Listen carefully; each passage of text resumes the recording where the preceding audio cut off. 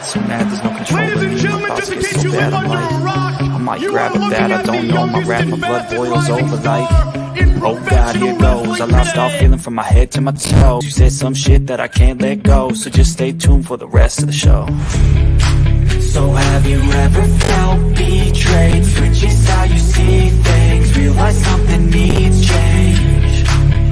Cause I know you got me fucked up, let me show you what's up. Cause enough is enough. I'll take a face full of pavement just to make a statement. I know there's no turning back. Oh God, adrenaline wasted, so mad I can taste it. I know there's no turning back. I'll do what it takes, I ain't making mistakes like that. I'll play it on your face just to make you go take it back. I'll lose my shit, I go crazy when I'm mad. And now you go wish you just keep going real bad. Shut up.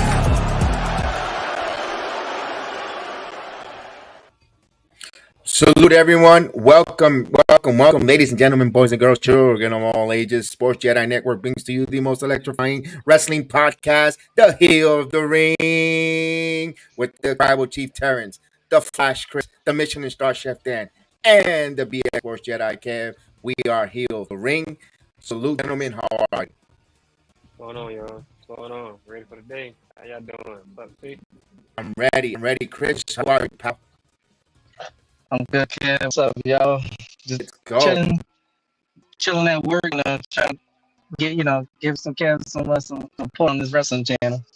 Let's go with it. Let's go. We're going to review WWE NXT, the 2023 year in review. We knew January of 2020 started off with a couple of events. We're going to go with a specialized televised event from NXT, which, of course, myself, Terrence, were in attendance there, live in person. We got to witness a good show from a performance center. We got to see the number one contenders match be determined in the tag team, where we saw Gallus Boy on top, stands their ticket as number one contenders to take on the New Day at that time. We also saw Braun Breaker, Grayson Waller win on a funky where the ropes broke. It felt kind of weird between them. It was kind of anticlimactic. I don't remember that, guys. And then we saw a little bit of a toxic mix-up, a toxic attraction where we saw both Gigi and JC becoming the number one contender, staking their claim to trying to challenge the champion at that time, Roxanne Perez there.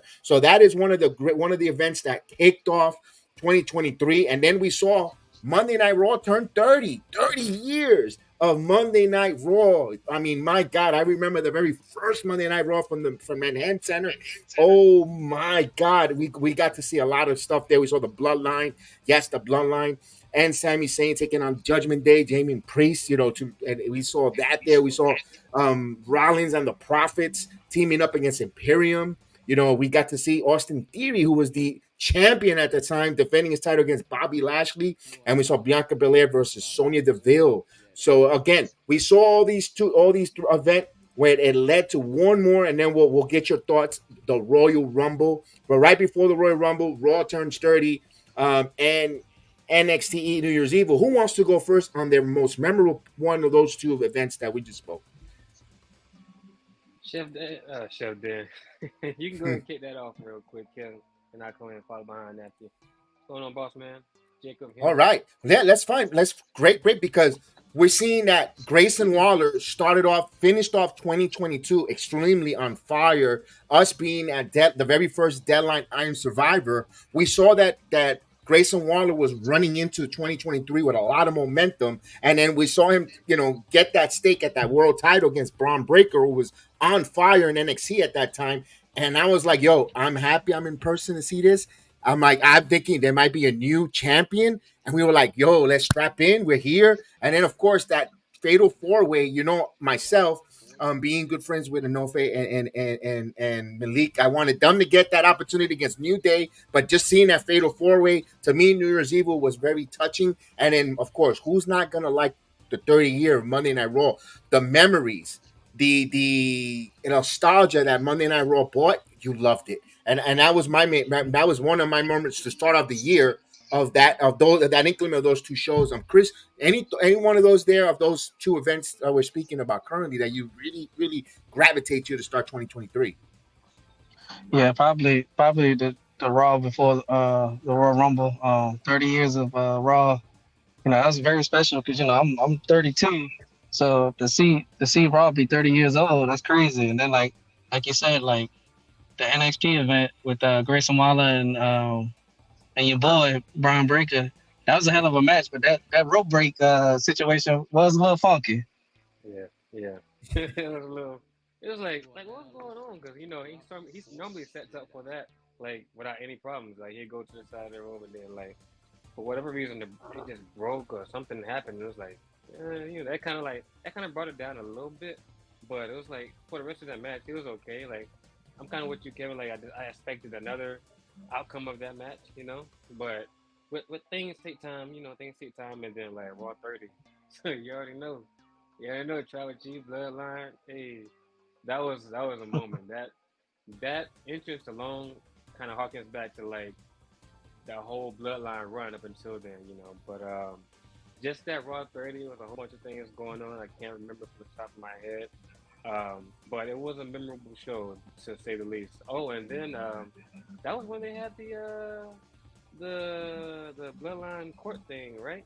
Going on for Sami Zayn, I believe. If not, I believe that was on SmackDown, but that's also a memorable moment in the beginning of the year there. Bloodline Court, you sure? Because it was like this Saturday on I this can double Saturday's check Rumble. on They that on they gave that it a test. transcript, but I didn't see it when it was there. But let's entertain that because it wasn't part of the timeline anyway before the Royal Rumble. So let's entertain that with that. They did have that was a memorable part of also of that year was that court where my goodness, Sami Zayn was just on fire. I mean, from making everyone feel oozy and Hmm. having the bloodline members break character where even Roman gathered himself a bit with a smile and then he just went right back into character. Yeah, That's phenomenal with Sami Zayn there. Sami Zayn definitely added to that because like not that the Blood one was boring. It wasn't boring at all. I don't know such words that can be No, like no. It took it to described as the another level. Bloodline, but it took it to another level. It was more like I can't get into too much now, but it took it to another level. And, I loved it. He added a lot more to that because it was just like a serious faction, and then he kind of added. It was still serious, but it's like another level, put more comedy and stuff like that. So I definitely enjoyed it. I remember that. That was something to be definitely like remember for a while, for a long time for sure. Yes. And also it brought it episodic television. Hmm. From being serious, it became episodic because it touched strings. Now you had some humor, you saw some seriousness. It shows some realism to the bloodline itself, especially when they break in character with Jay. And Jay was the one with the Yeah, laughing, and it was just I loved it because I wanted to sit with him because we all been around our family members with cousins, and there's yeah, always the serious cousin. You're always hanging out with them, but there's always the one that just can't contain the laugh. And it just was no matter what, even just by the look at that cousin, you break out laughing. So we could relate to that with the bloodline as a family. I think that's what the bloodline storyline in 2022 to 2023 and currently touches our hearts because there's a lot of realism to it. So yeah, well, interesting. Love that one there. And then once that Monday Night Raw turns 30, as we let's acknowledge quickly the chat. Jacob, Jacoby, salute. Hey, I am What's here. up, y'all? Jason, what's going on, Jeff, yo? and M Studios. What is up? Look at that. I love that one with the Stephen A with the hat I like that. I and the like title. that. Love it. Love That's your not blasphemy. avatar. Yes, that is good. That is not blasphemous. I agree with you there. Let's get right into it. We just talked the first three live events there. We have the Royal Rumble. My God, the Royal Rumble. We have a return of an American Nightmare from injury. We didn't know what route he was going to return in, what number he set up. We saw the Rumble, but before the Rumble kicked off, we saw Bianca Belair defending her title before the mother to be Alexa Bliss, who was teasing us of a little bit of a heel turn, a little bit of in her head because we had the return of Uncle Howdy and the late Bray Wyatt. May he rest in peace. We'll get to that memorable part of 2023. Unfortunately, it's going to be memorable, but sad part. But of course, and then we had that same Mr. Bray Wyatt in a Mountain Dew pitch black match against LA Knight. Yeah, who totally took 2023 by storm. The Rumble had the 30 women. We saw some good entrances for the 30 women. We saw a return of Nia Jax in the company. Remember, it was like, holy crap. We saw Indy Hartwell come up from NXT. We saw a sprinkle of Zoe Starks for, giving us a glimpse into the future. Of course, we've seen a lot of different Dana Brooks before she got released later on in the year. All in all, someone came on top, and it was Mommy again, came on top of all 30 women, winning the Rumble. And of course, we had the 30-man Royal Rumble for the men. We saw a nostalgic return of five-time world champion Booker T in the Rumble. Absolutely. We saw the big stare down between the ring head now and Brock Lesnar, the Beast. What a moment. And of course, when Cody Rhodes comes out there and he just electrifies the crowd at 30 and he wins the Rumble. I mean, what a moment for Cody, getting back from that pectoral injury and standing tall and pointing the point to what possibly is the WrestleMania moment. Guys, your thoughts on the Royal Rumble? Who wants to go first? Let me know. Man, I love the Royal Rumble, man. Like that was one of the most viewed ones that I've been watching. Every time we would have a watch along or something, I go back and rewatch it. That Royal Rumble was dope. That last Royal Rumble between Rhea and Liv and Asuka, between those three, honestly at that moment I really couldn't decide which one was going to win the match. I really cared. I kind of had a hunch what they were going to go with, but all in all, I enjoyed that match. I kind of low-key seen how the result would go. Same for the men's match too. Cody, it was good because he just came back from pec injury, so it's let's not have him come at 30, which made sense because you don't want to have him. Not that he couldn't withstand everything, but let's have him come out 30. Kind of give him a little warm and then get him in there. Ended with Gunther, who's on the rise as well, and Gunther with those chops, he's going to test the limits of that surgery, whatever you call pec or whatever. I can't even get my words out, but that Royal Rumble and then. Man, y'all know how the Royal Rumble ended. That bloodline. I don't know if I should get into it, but man. Oh, no. That was a big one part. No, we're on the Royal Rumble. That's a memorable moment. That was the chair shot, and I left it out because I wanted to give it its own spotlight there. But no, it's part of the Rumble. Let's go with it. Yeah. The chair shot heard all around the globe, where Kevin Owens and your tribal chief put on a hell of a match there on a back and forth where Kevin Owens didn't have the numbers game, and Sami Zayn had an uncomparable position. Terrence, what would you have done there?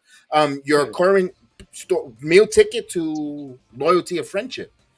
I mean, look, it's just me. Look, you either bloodline or you're not. I want to play a Roman. Before then, I have to admit, I like Sami Zayn, but I like him more when he's in the bloodline. So at that point, if I was Sami Zayn, I would have just followed the line because I know there was going to be more moments to come for the bloodline. They could possibly kind of take over, even though they was already pretty much all champions at that point, I believe, already. But I would because I think it would have made for more, and then it could have dragged at least if it was going to end at a certain point in time. At least I don't think it possibly should have ended there, but. Just all in all, answering the question, if I was Sami Zayn, I would just fall in line. I'll beat up him just like the Usos had the order to the tribal chief and start man. If you remember those kicks they was laying into Kevin Owens when they had him on the rope, those super kicks, yeah, kick after vicious. Kick after kick, and then just the freaking the chair shot heard around the world, bro. That reaction, that was the loudest reaction I've ever heard in an arena or a stadium from just a chair shot. It was after he did it, it was trying to come out of pause, and then the reaction was it was so loud in there too. It was oh my god, the reaction to Jay and Jimmy, complete opposite.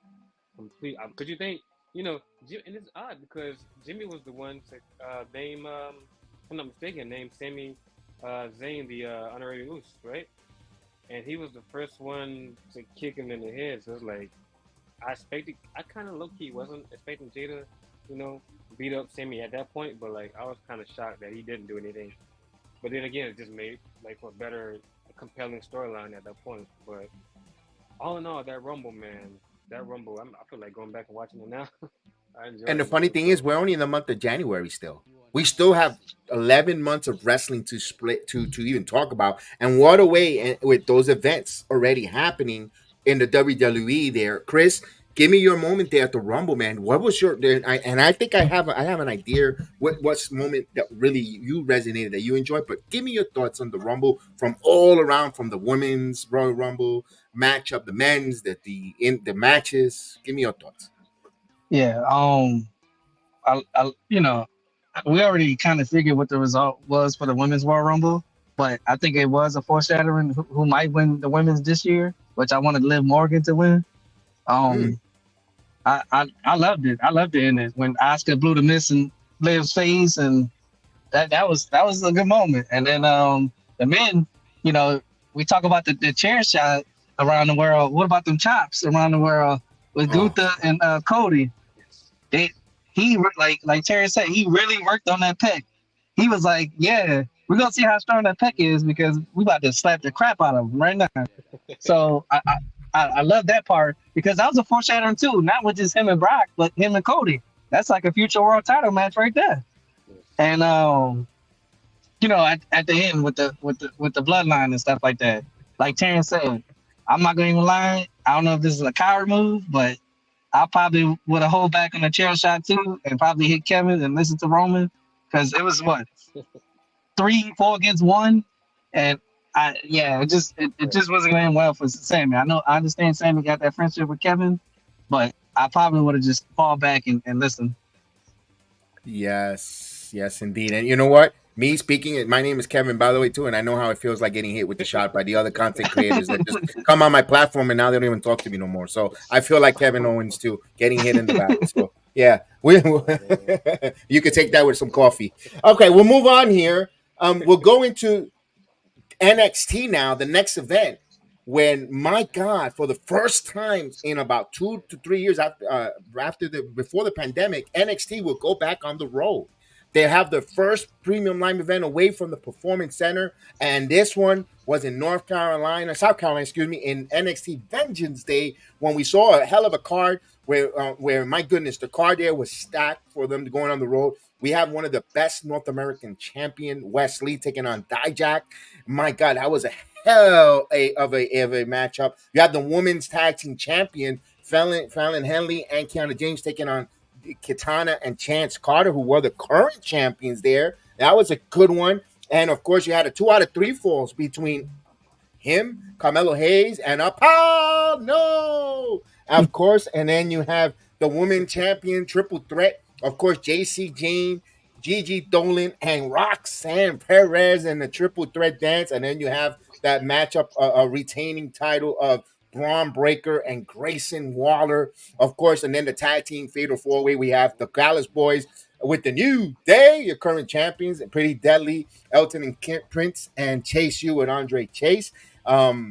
Yeah, that was a hell of a match there where we see Gallus Boys on top. We see Braun Breaker wins, and this was a steel cage match, by the way, between Braun and Grayson Waller. We would thought, was there going to be a shoey on that night? What a hell of a card. I thought this was a really good one. For you guys there. Let's move on. Let's give me another one before we get to, let's stick with Vengeance Day because the next one is going to be a talk for itself. Terrence, me and you, we attend NXT. We're an NXT faithful. Yeah. Seeing them, I know it sucked for us seeing them leave the Performance Center away because we were there at Worlds Collide. We were there in Deadline. We were there in all these premium live events, but we know they have to make money and they know we want them. We can't be selfish on keeping them to us in Orlando. What was your thoughts on Vengeance Day on that card? I mean, poof. Well, I mean, because that card was, first and foremost, like I'm happy for them because it's more, they get to spread their wings a little bit. They get to get more people, more crowds familiar with them like that. But as far as just the card itself, like, and to start the night off with, I don't remember much other match, but I remember that match was a banger. Wesley and Dijak.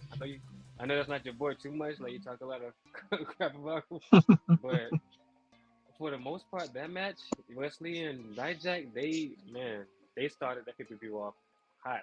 Like it was so many like pinfalls and close calls in that match to where you didn't really think who's gonna win that match. But I enjoyed the hell out of that match. I forgot about Kiana James and Fallon Illy fighting against Katana, because that's when you said that, I was like, oh wow, I forgot about that. I don't remember like that much. I remember them. The shock factor for me is them actually winning the title. So that's Yes. the storyline leading up to Mm-hmm. that, which is insane. And then who do you said Carmelo fought again? It was Carmelo and It was against Apollo in a fall 3 out of 2 matchup, a falls matchup. I don't I don't remember much of the match, to be honest. Wow, that was I don't know if it's because of Apollo or just I think wasn't it's really him. that memorable. It was memorable. It was memorable. It was just him. Oh man. The Gallus tag team. I think remember that was a pretty much banger of a match. But going into the last match with again Grayson Waller and Braun Breaker. I don't know if you remember the storyline leading up to that when he because Grayson Waller he confronted HBK and about it and was like, yeah, that's your boy, yada yada yada, whatever. Pretty much kind of almost like bullied his way into the match with Braun, and that actually ended up being better than the first match. Oh yeah, Cage match topped it off. Definitely, it topped it off. Once again, I was expecting, like you said, Shuey to happen because I think at that point in time he already kind of like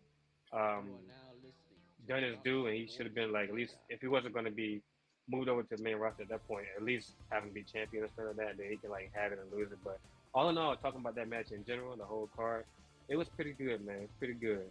I enjoyed that. Sure. yes. All right, we go to Chris. Chris, your memorable the first pay-per-view premium live event outside of the Performance Center with Vengeance Day. Your thoughts, top thought moments there of that card with NXT. Yeah. Of course, the first match with Wesley and Dijak, that was probably one of Dijak's best matches. Yes. That like you said, that could have went either way. And me and you, we don't like Dijak too much. I don't know if how Terrence felt, but I really don't care too much for him. But for that match, he did his thing. I'm trying to think. Oh, the Toxic Attraction match. This is when everything started falling apart. Right here is when they got too greedy. Jade wanted the win, but then it didn't happen. Yeah, Gigi, messed it all up, and then of course then Gigi wanted to win, and then a girl messed it all up. So it's like, man, who wants the title? Apparently, neither of them wanted the title because they wanted to fight each other, and that backfired. So that was a good match. And then I'm a cat. I don't know if Cat remember this, but I'm a huge Grayson Waller fan. He likes Waller. Mm-hmm. Yeah, I like his the way he talks and stuff like that. The way he brings the promos. So I really thought he had a chance to win the title over Breaker in that steel cage match. Especially like Terrence said, he bullied his way to the match to get the match. So, but that steel cage match was probably, like y'all said, was better than the first one because you didn't have too many debacles, especially when it came to the ropes on this match. Mm-hmm. So I loved it. And what's crazy is like those are 3 matches that stood out to me. I don't know why. They just, especially the last match with the steel cage, because at this day and age, I mean, Kevin can tell you, we don't get too many steel cage matches. Yeah.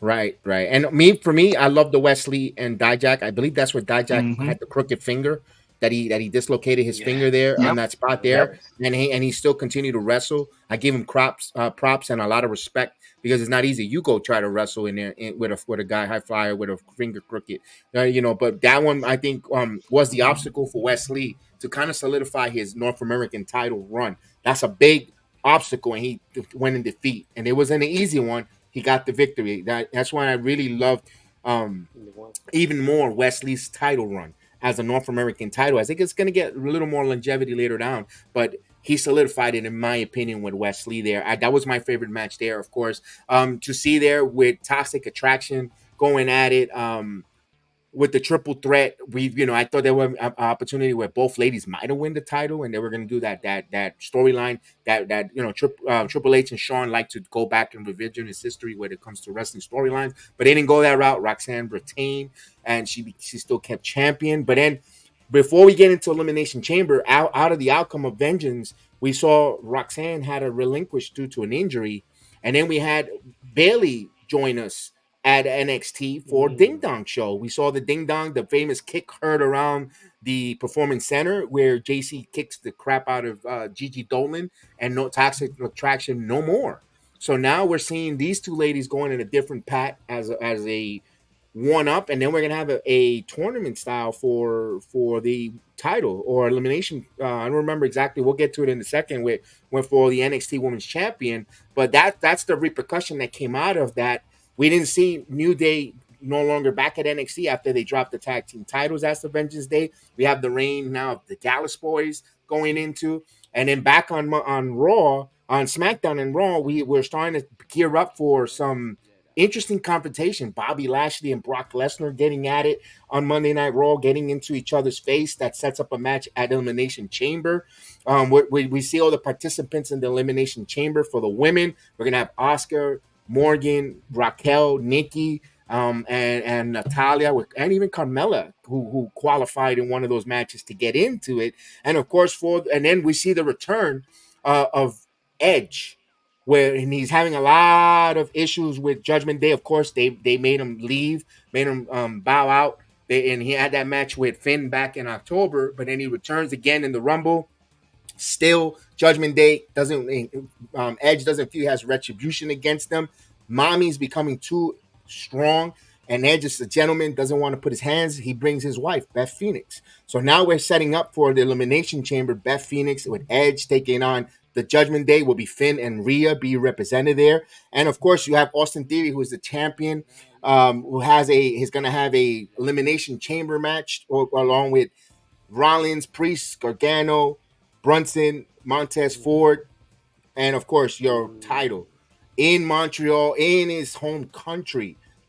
Sami Zayn off of that chair shot where the tribal chief says, I don't care where I'm going to do this. I'm going to embarrass you in front of your home country, in front of your wife, in front of your kids, in front of your bloodline. As tribal chief will set up, and Montreal, first and foremost, Montreal, the crowd looked phenomenal. This is the beginning of the WWE crowds totally be outrageous. It started, I believe it started from the Rumble, because we were okay on New Year's Evil, but we didn't really bring that great of a heat because we were kind of off factors with New Year's Evil. Yeah. Monday Night Raw in Nashville was a total dud. The first Monday Night Raw was terrible, and then the crowd started getting better. But let me talk about this here. Give me Montreal. We saw that card before we give some winners. The crowd on Montreal, they were ready. Yes, they were on fire. They were on fire. The most of them, that match is the Elimination Chamber match, both of them, and the Sami Zayn match. I start with the men's. I just go right to it. You remember that spot with Montez Ford? Oh my God! Off the cage, yes. No, let's go right into it. Let's go because we don't want to stay. We got a whole other more cards to do. So we're already 24 minutes in. We got to wrap up a little faster. Yeah. I just see that. Yeah, I just see that. He be climbing the cage and he was like, "What is this guy doing? He's Spider-Man or yada yada yada." Oh. That dude just like turned around and just fell down. I was like, "Oh!" Out of all the moments, because that match had a lot of moments in that match, but I think that was my favorite one. In the Johnny Gargano and Rollins. You took that one away from me. I love that one too. When they just sitting there, just chilling, like taking a minute for. Yeah. Oh yeah, that was nice. And then he hit that he was gonna do a pop bomb, and then he did it into Hurricane Rana. Oh my God! Oh my God! And I just watched that back the other day. I was like, oh, that was insane. That was awesome. The women's match, I can't remember too many spots of it. I just know it was a banger of a match too. It was a banger, and I'm with you too. Liv Morgan delivered in that match. I just say that. I remember that. She did her thing. Her and Raquel, they did their things in that match. And then the bloodline, I'll skip to that. He did it in front of his family. He got his revenge back. And I don't know if anybody caught that, but towards the end of the match when Roman pinned him, it's almost like when he won, he didn't want to do it. If you seen the expression on his face, it almost he didn't want to do it. he didn't want him out of the bloodline, or he didn't want to like embarrass him in front of his family or whatever. But he had to do it. But that whole entire match, Sammy had some moments in there where it was like, I think he had the Superman punch or the spear. I forgot what he did in Roman. The confrontation between Roman and Sammy's wife. But man, all in all, Good that drama was a match. storyline. Very Good, good, Chris. yes. Good drama storyline. Sami Zayn, you thought he was going to come out and actually defeat the tribal chief. Yeah, I mean, you know, when it comes to WWE, sometimes they do listen to the fans, and that crowd for Sammy was crazy. I mean, the crowd in general was crazy that night. Like, I don't think anybody sat down throughout the whole event. No. I mean, it was going crazy, and I like that because it's like, you know, it shows you that they still have, you know, fans that really care about the product. And that last match, like Terrence said, like, and you, Kev, like, it really made you believe that Sami Zayn might have a chance to win that title. But of course, Roman being Roman, and you know, he turned into God mode. He couldn't be stopped. I mean, it didn't matter where he was. It just like he didn't want to embarrass him, but he had to make an example out of Sammy. Like, you disobeyed the bloodline. Now you know, now you out. So I love the Montreal event, and they did a good job. Like, everybody. And not And to, looking, I'm gonna go let you say ahead. one more thing, just to include in that match. I don't know if you remember, Jimmy and Jay actually had an appearance in that match too. I don't know if you remember that. Yeah, because we thought they weren't going to be there. Remember, they had some issues with the border, and they actually got that cleared. Yeah, he came out and tried to cost him, and then Sammy, for whatever, he kicked out or whatever. Then Jay came in, the whole chair shot thing, and he ended up being Jay. That was a whole moment, but yeah, that was. Yeah, no, that was a hell of a episodic event there with Roman. I mean, all that people were upset because Sami Zayn was hot, but they WWE had other issues, other storylines, other business to attend when we get down to that. And for Montreal, one of the first outside of the United States international event was phenomenal because that's where we saw Sami Zayn go back to his original theme song, where World's End, and everyone went bananas. The ole, ole, ole. I mean, that was just phenomenal with Sami Zayn. Good was really bringing back that introduction song back from his NXT days where everyone felt that nostalgia and loved it. And that's where Sami Zayn continued to, he without going over, he went over with the crowd and with the merchandise and the love for the WWE Universe for Sami Zayn. So did he really lose that night at Montreal? Nah, we could debate that. And of course, Sami Zayn, with weeks or months to come, tells you that he didn't get buried or lose. He did kept going over despite not getting the pin. So we go on to NXT. They have the Roadblock. I jumped ahead a little bit earlier from the Vengeance. Here in Roadblock, not big of a premium, not a big television type of event. I'm going to give you the highlight of it. To me personally, was the women's title between the champion Roxanne Perez taking on the great Mika Saramoto, where we saw Roxanne prepared and took herself to the brink of exhaustion, where she defeated Rika Saramoto and then passed out, where she had to take some medical attention. That's when the relinquish of the title. So I misspoke a little earlier on the timeline, so I do apologize. Nothing too great. You had finally JC Jane and Gigi Dolan face each other for the first time. I said it back then, and I'll still say it to this date. That was the wrong time to put those two ladies. That should have been waited for the Stand and Deliver and have that build where that animosity, where as a storyline, we as a fans can't wait for these two ladies to kill each other. And I thought Roadblock was a little too soon, and they rushed it. And the matches weren't that great, in my opinion. But that was the only thing, because you had Braun Breaker and the Creed taking on Indashir. Wasn't nothing to remember. You had Tony D'Angelo and Dijak in a jailhouse street fight. I mean, okay. And then you had Joe Gacy and Andre Chase. Nothing to write home about. Memorable from Roadblock. It was just felt like a filler. It felt like a filler event there. Just that one that I said about Roxanne. We move on in the timeline wise. It is the SmackDown before Friday night, the Friday night SmackDown before the WWE Stand and Deliver and WrestleMania and the Hall of Fame, where Mr. Terrence was in person, and he was right behind Michael Cole, rubbing elbows with Michael Cole right there. And if Vic Joseph was in commentator, he would have given him a piece of candy. I mean, hey, I'm not lying. You could see it on the Peacock. Look at that beautiful mug and look at Peacock. He's right there. He's just trying to be modest and humble. That's okay, Terrence. I could put you over. I could put you over, pal. We see we see a couple people get inducted.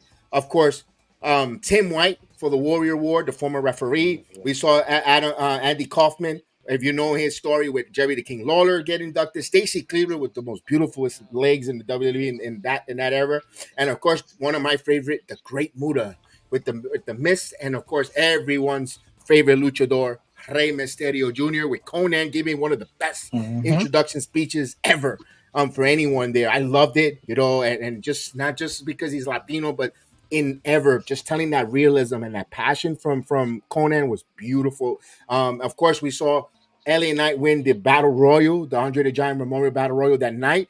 What was your thoughts, Terrence? You want Chris to go since you were there live? I want to have Chris go hear his thoughts, and then since you were live, I want to get you the floor. But go ahead, Chris. Yeah, mine's gonna be short. Yes, I love the Conan speech, but if you really paid attention, it wasn't just Conan giving that beautiful speech to Ray. I love the Dominic and Mommy situation where they was like, we ain't staying for this. Like I love that part. So besides that, I think this is where LA Knight started becoming LA Knight when he won the Battle Royal. So I mean that's all I had to give for that.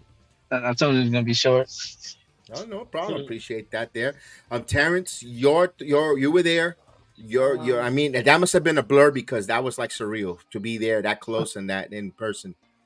Well, I think first off, like I forgot about that moment as far as Rhea and it was funny. I didn't know what was going on in person, and it came out, and then like I think they was there for the whole night for the Hall of Fame, and then as soon as Rhea come out, let's get out of here, mommy. They went to the bed.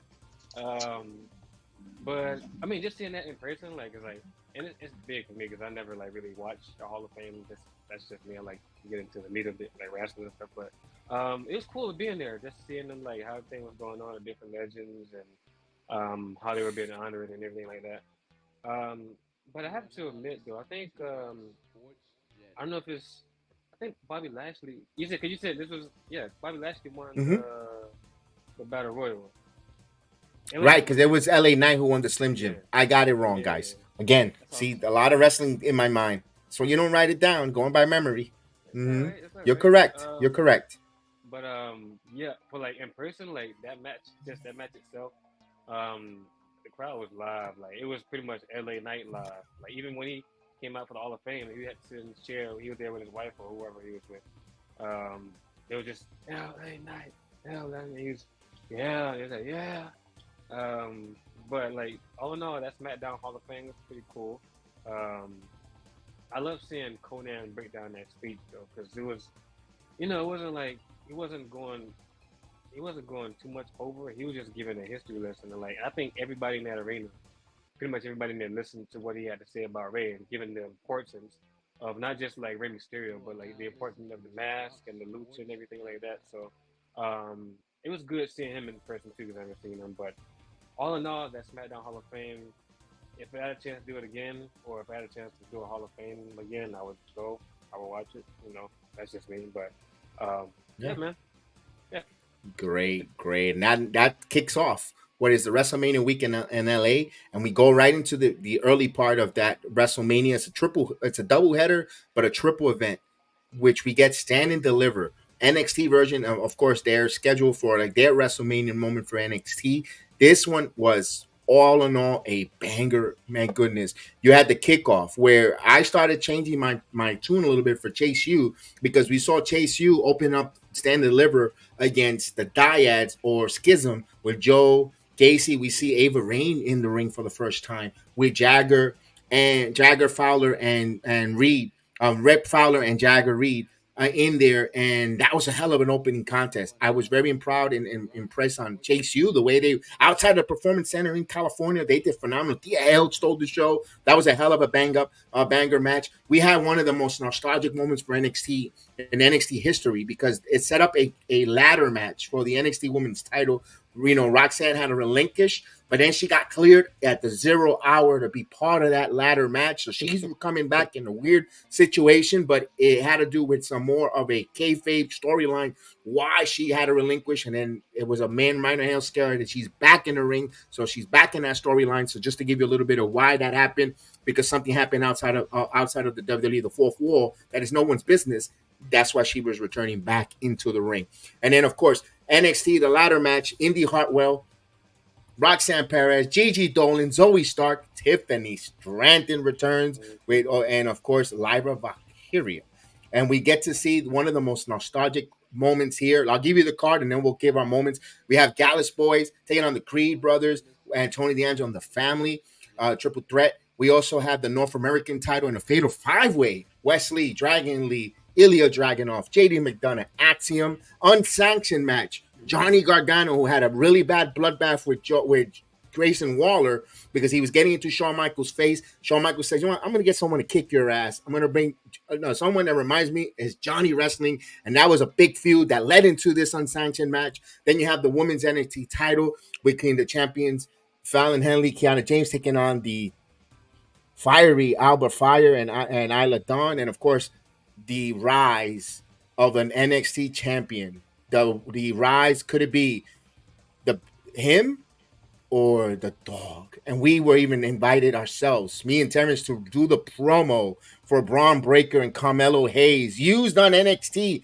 Stand and Deliver. They asked us. They didn't ask Wrestling Link. They didn't ask Wrestle Talk. They didn't know. They asked the heel of the ring. So look at that, and that's for a fact, Jack. You could check it and you could see it there. So this is a moment here. Your favorite spot there, Terrence. You heard the matchups there. I know you were watching it out and about in California when you were there in person, but I know you didn't go to the NXT, but I know you watched it either on your phone or somewhere. What was your thoughts there on that Stand and Deliver? I loved it.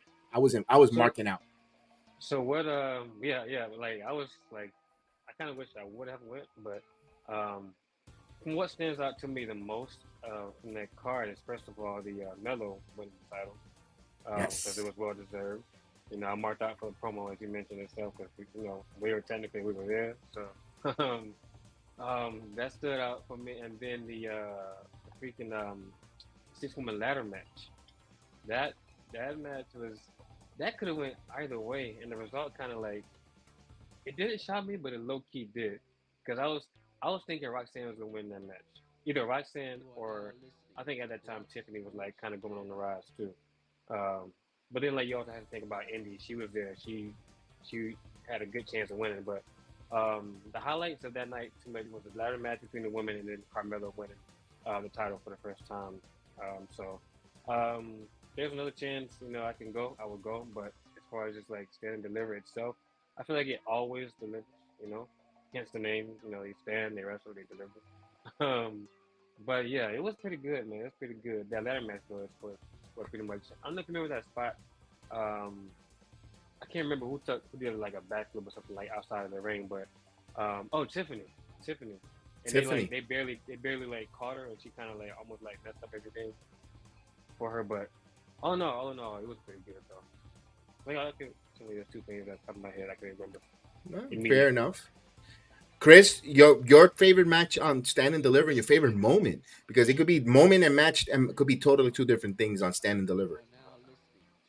Well, I'm not gonna lie. I didn't even get to see that pay-per-view because I was so, I took my days off for WrestleMania, doing a watch along with you. So I'm not gonna lie to nobody. I didn't see what went on in that pay-per-view. Did there any moment though that you heard result wise that warmed your heart? Probably the Carmelo and the Top Dog, that match with Braun Breaker and Carmelo, that was a good match. Like Terrence said, Carmelo deserved it. So I mean, probably that match. And then the match with Johnny and Grayson. Oh yeah. That was for an unsanctioned match. That was a crazy match. Yeah, I agree with you there. I agree. I personally, the whole card to me was electric, and I'm like, my God, how is this gonna top? Because we have another card to come out. As soon as this is over, we're gonna come back on another 3 hours to do WrestleMania, or 2 hours whenever we Mm-hmm. finish. I was like, damn, this thing was like, whoa, because I really enjoyed, again, for a kickoff. I really enjoyed the kickoff with Schism versus Chase U. And Terrence, I'm not a Chase U guy. Don't Yeah, I find, but that they were No. really fun. They were good, and I'm still talking about it months later. You know how much of an impactful moment that it was. They were all yeah. phenomenal. It was great seeing that, and also giving, and of course, the era of him. Carmelo Hayes does not deserve, he earned the right to be world champion. The way he conducted Mm-hmm. himself as a North American champion, in and out with his promo skills, his hard work, he deserved that title from Braun Breaker, which we knew that was the Breaker era was coming to an end. But I love the way they story they told, how they got Carmelo to get that title from the unstoppable Braun Breaker was another feel good moment. But the top of the ladder, no pun intended, was when Dexter Lumis helps Indy with a messed up leg get up to the top of the and helps her win and grab that title. That nostalgia, that soap opera, that love triangle, that wrestling, that only wrestling could deliver for us men, because we don't watch soap operas, but wrestling is a soap opera for men, and they brought it all Yeah, together to us. yeah, That said, bing, bing, ding. My God, give me a damn cigarette after that, because that was fun. yeah. That I was forgot what you about want. that. Oh, I forgot about that. That helping her get to the top of. I forgot about that. Man, I know I marked out for Mello when I first saw it. I know I was going crazy. I don't know I what went I was, crazy for but I this. was. You see the video? I go crazy when Dexter comes out. He slides underneath like a creep and just goes, oh, and then he helps her up there, and then he just carries her. No, no, no, no. This is I gotta something go out of back an and watch '80s movie, out of the Breakfast Club, or some type of telenovela you were waiting for. It was just perfect, phenomenal. Because last time we saw those two interact, Dexter was being taken away in handcuffs. Now here, Dexter's helping it. Indy win the world title. I mean, come on, man, you gotta love it.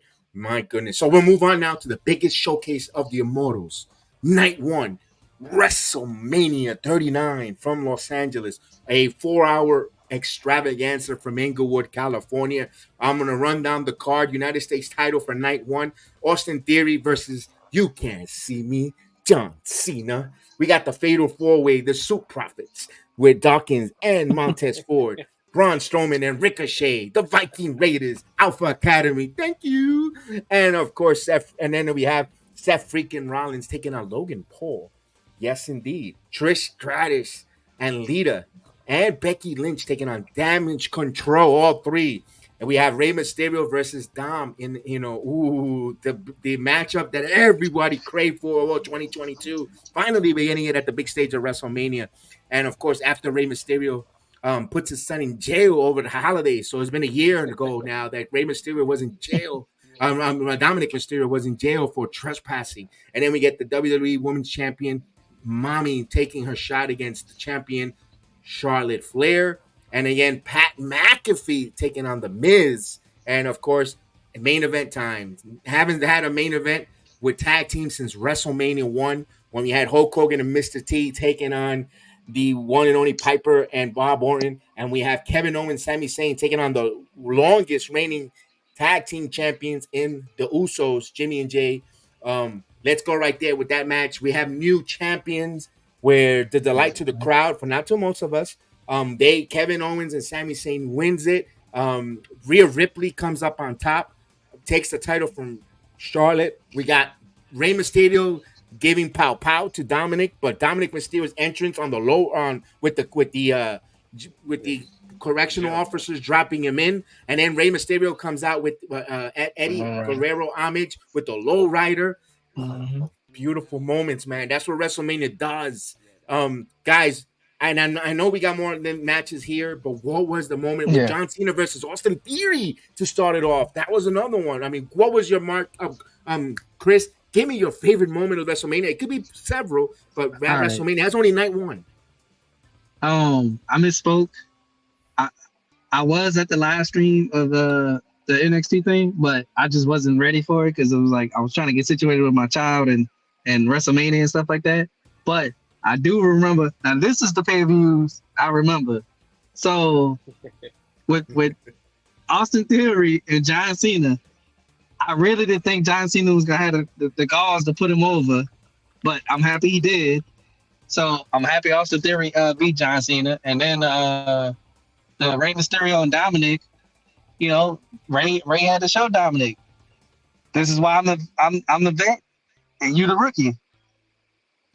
So he taught him a couple lessons that night, and then I'm trying to think. Oh, in the tag team title match, I know Terrence don't like this, but I was stoked. I was like, finally, somebody brought some justice to the bloodline. I'm sorry, Terrence, bro. I was happy. I mean, they deserve it, man. They were hotter than the Usos.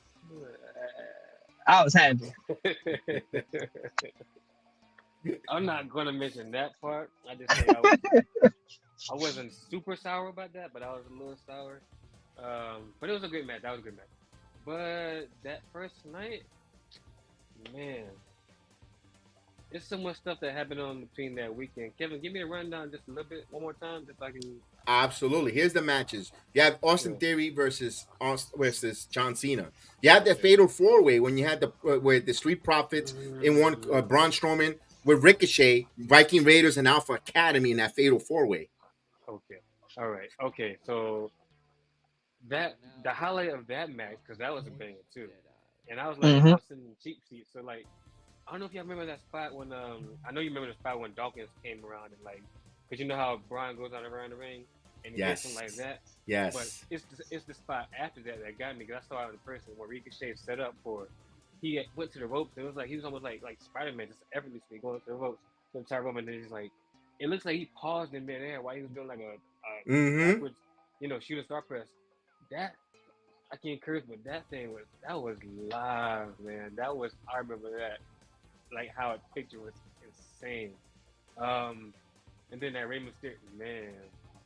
I know the match was dope, but to me, the entrances, hearing Eddie Guerrero's theme. Oh man! Because I was like, I had my drink. Chills. And when I heard people, I was like, yo, I almost dropped my drink. Like, what? Eddie bad? It's like, I know you want. I was thinking the same thing. Yeah.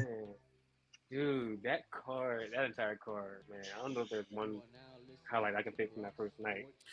That was just too insane. Now, correct me if I'm wrong. Did Snoop drive the lowrider? Yeah, it was Snoop. It was Snoop who drove. I know he was part of WrestleMania weekend, but I don't recall if he was the one driving the lowrider there. Yeah. Okay.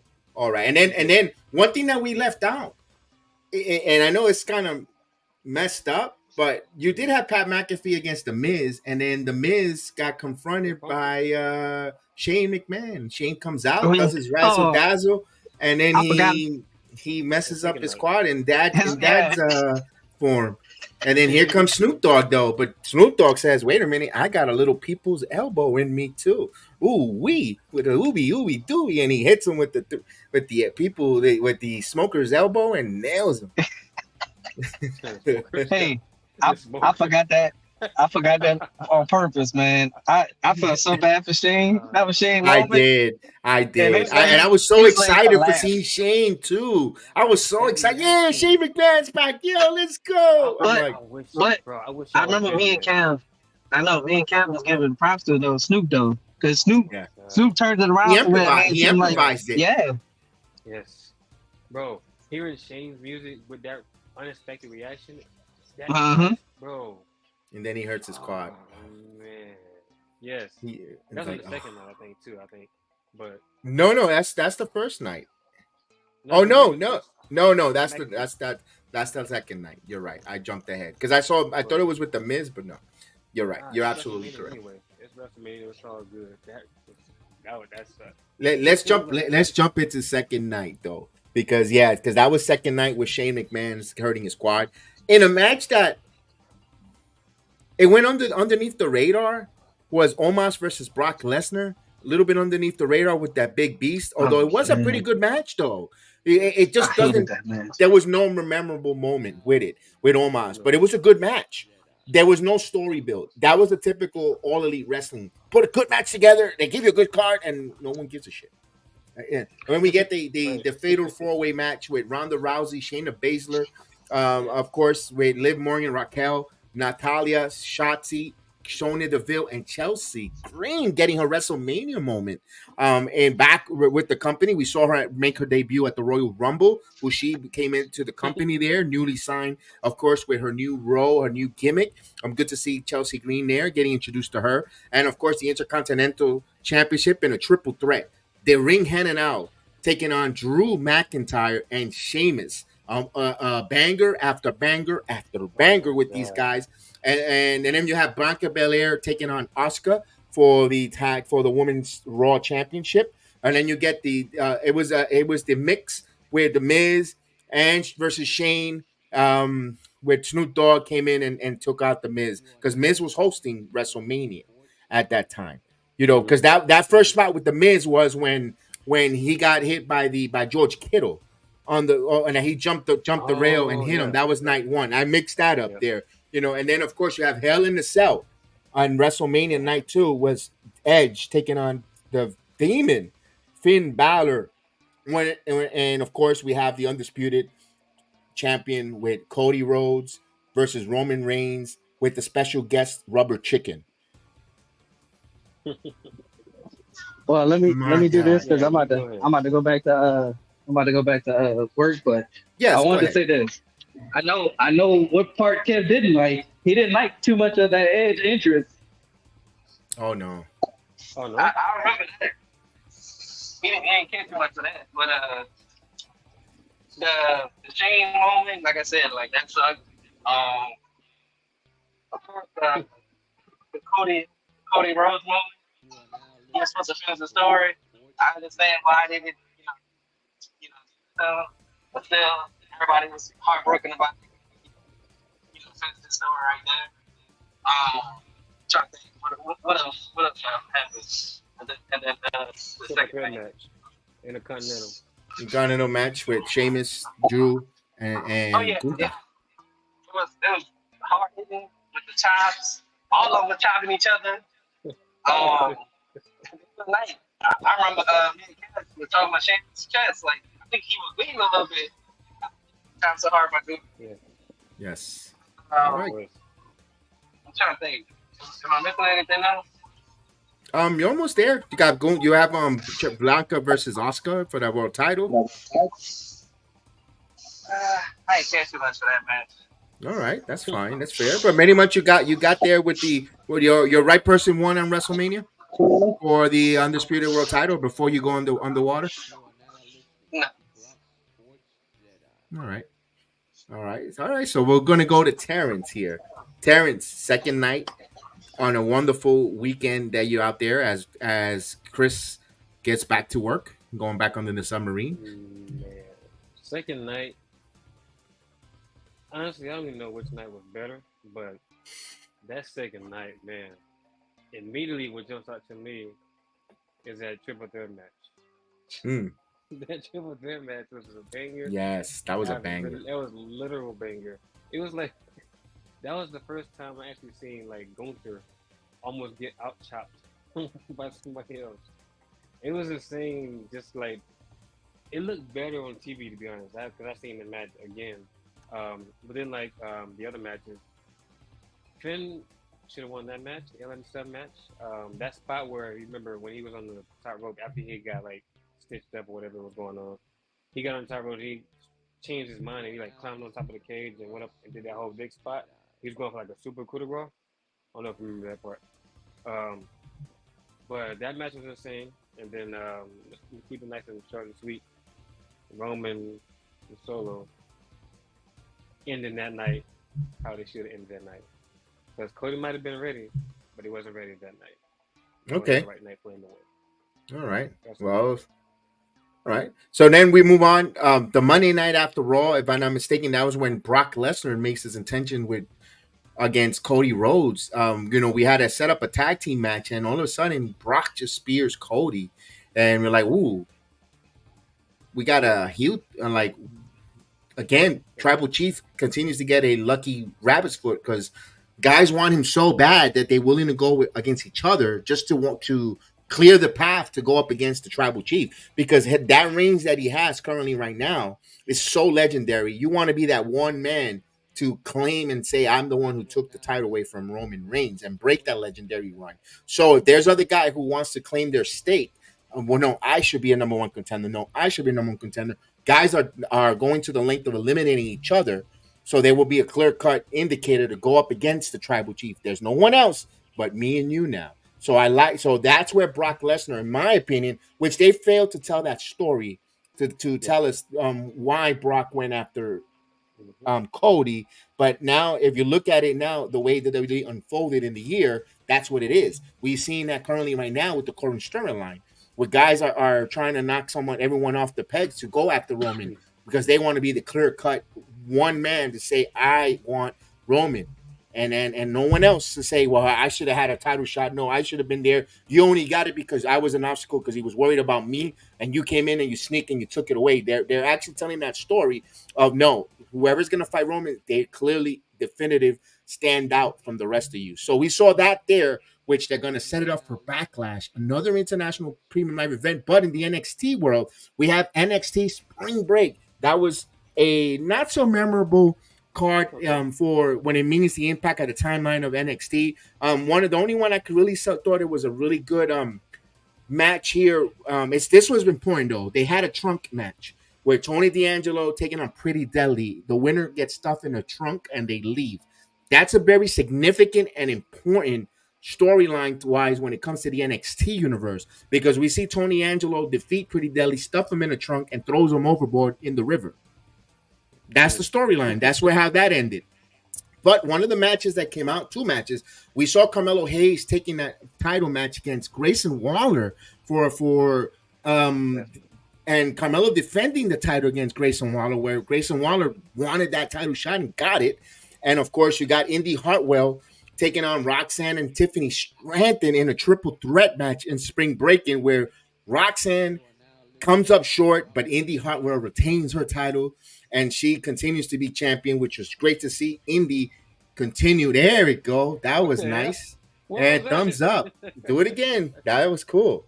Absolutely. And that one, and that was a very important situation where we talked about the trunk in a match, because after that, WWE decides now to announce there's going to be a draft. We had 2 nights of draft action. The draft returns. And of course, while we're speaking about the draft now, we have so much more content to get to. We'll get to it rapid fire. The reason why we say that, because we saw a lot of NXT of our favorites get elevated. We saw these guys, the kids, the ladies, and men get elevated to called up to the different shows, the different splits. One thing that we also saw that the Undisputed Champion would only be a Friday Night SmackDown exclusive title. So what's going to happen? Are we ever going to see a world champion on Monday Night Raw? Well, our fearless WWE CFO, head of creative, Triple H comes out, says we're going to have a new champion, introducing a new heavyweight champion to the Raw brand, and we're going to have a tournament to kick out, and we're going to have a draft to bring some more wrestlers in there. And of course, we saw all the different wrestlers that go to SmackDown or Raw. We saw the Profits now go to SmackDown.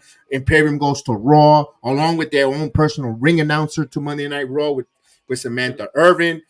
We've seen the NXT Women Tag Team Champions get actually called up and elevated, which they didn't relinquish their title. But we saw the NXT Women Champion had to relinquish one for injury, and also called to Monday Night Raw and Indy Hartwell. So we have a vacancy in the NXT title due to the draft. We also saw one of the last members to go up, which was Grayson Waller going to the SmackDown, who cut a hot promo, upset. You want to pick me last, not even put me on TV? I'm going to make you guys regret and pay. We saw Zion Quinn, a free agent. We saw Odyssey Jones go to Monday Night Raw. We saw a lot of our favorites, JD McDonough, making their Monday Night Raw come up, because he's going to be a big part in 2023 here in the storyline.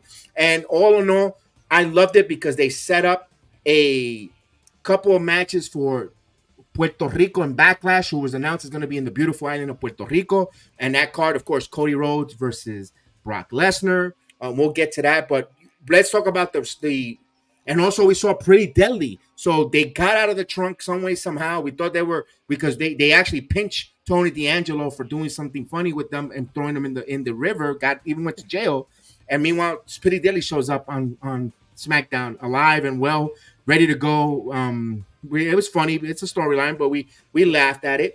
Give me your thoughts on the Raw, the whole thing, and then right before we hit that Puerto Rico card. Well, I mean, just that alone, like, I just keep it short and sweet, like, just NXT. I was happy for it.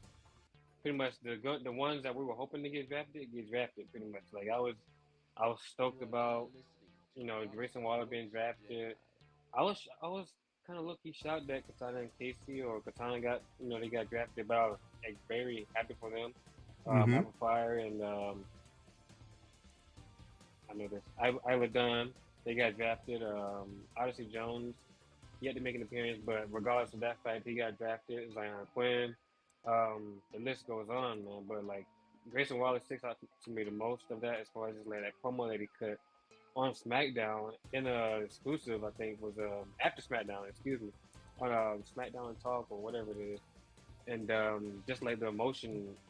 Because I don't know if he got hurt. I don't know if it was against the Carmella match or whatever at the NXT pay-per-view or special, whatever they had. But him cutting that promo, it was like, it's a prelude to like what's going to happen like for him in the future, and it's going to be big.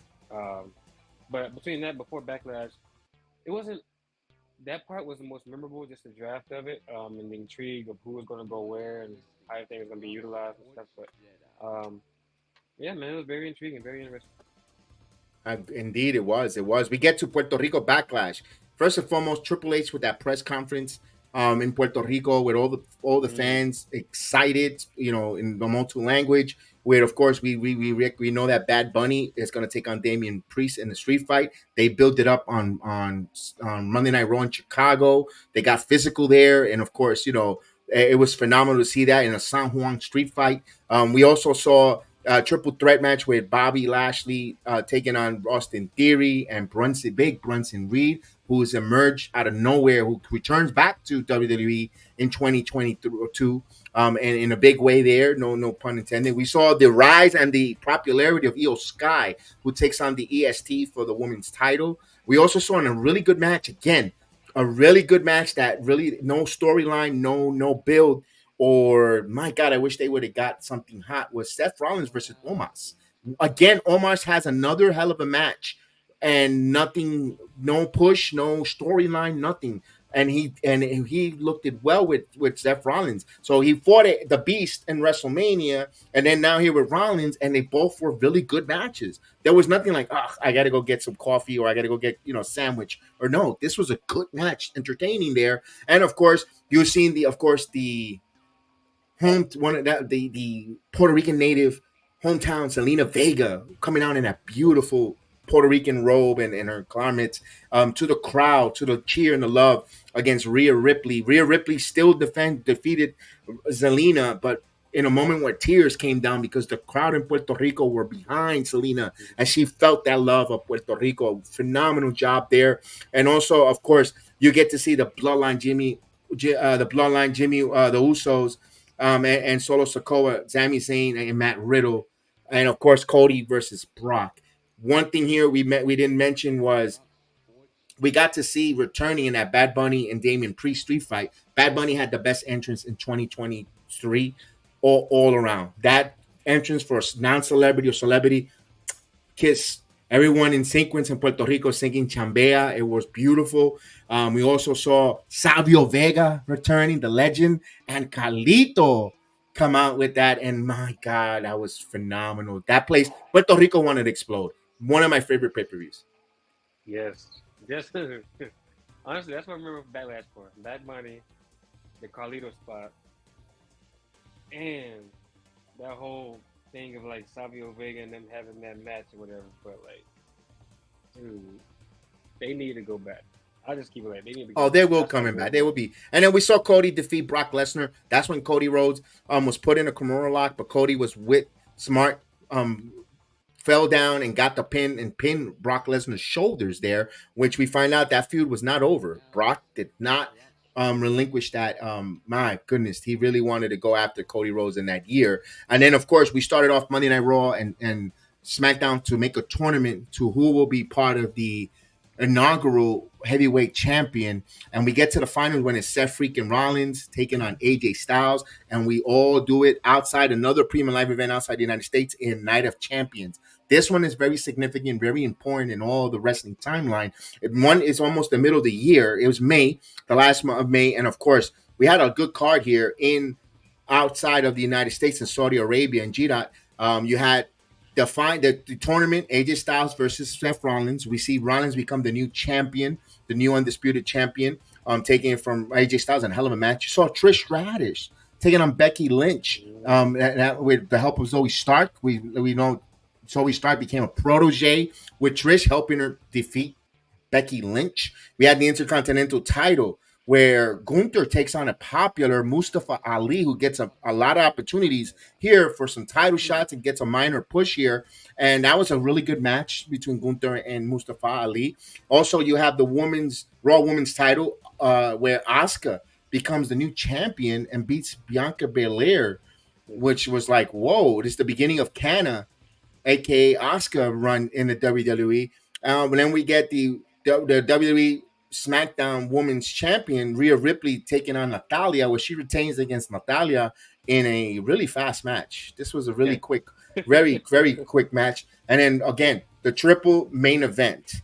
One is Brock Lesnar beating Cody Rhodes via KO, which, whoa, Lesnar beating Cody Rhodes. Wow. And then you had that was a good match there because you knew that was 1-1 apiece now. You knew that was going to a rubber match. And then, of course, the triple main event, it was the Undisputed Tag Team Champions. The current champions, Kevin Owens and Sami Zayn, against the Bloodline, but not the Bloodline we thought of. It's Roman Reigns and Solo Sikoa teaming together here. Right. Oof. Right. That's the first time in a while, in almost 3 years, that the tribal chief, even though it's in a tag team match, gets his shoulders. No, not getting shoulder spins. No, that wasn't there. That's the following one. Solo. It was Solo who took the pin here. Right. It was Solo Sikoa who took the pin here. That's the next main event. This card here, I liked it because we had an inaugural champion.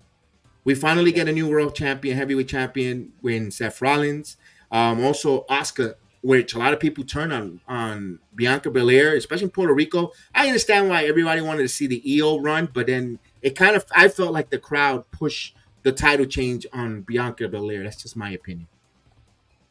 I mean, it was just because I think it was more so of one Asuka and at some point EO to win the championship too. Not that they were like tired of being Bianca being champion all the time. We know she can be it. She's a hell of a champion. But, you gotta remember EO just came back almost a year, I think, at that point.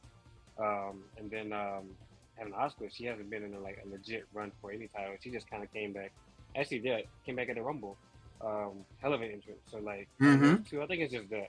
I don't think it's just they're not tired of Bianca. It's just like they wanted those two at that point, something different, I guess. That's all right. All right. And then that's where we're gonna see there's some repercussions heading into the following night on Monday Night Raw there when that happens. But before we get to that Monday Night Raw in our timeline, we have NXT Battlegrounds. That was a Memorial Day weekend where we had Night of Champions early, and then we had Sunday Battlegrounds. And Battlegrounds was I believe from Massachusetts, Lowell, Massachusetts, and that's another premium live event. We then now in this time of NXT, we have a lot of folks leave NXT, and now the other folks had to step up. But we still had a change though when we saw a heel Braun Breaker the night after Stand and Deliver, where Carmelo Hayes wanted to acknowledge and thank him for a hell of a match. Braun Breaker snapped. And he was like, you know what? Screw the crowd, screw everybody who's cheering, who's up against me. And we saw a change of reversal where we got a heel, a darker Braun Breaker. Now he wants a title shot against Carmelo Hayes again. Of course, natural champion versus challenger wants to get that rematch clause in there. And we also have a chance here on a tournament now. We get the finals of an NXT Women's title because Miss Indy Hartwell gave up her title to go to Raw, and also injury wise, and they had to make a tournament to crown a new NXT Women's Champion. So we get the finals, which is Tiffany Stratton and Laria Valkyria.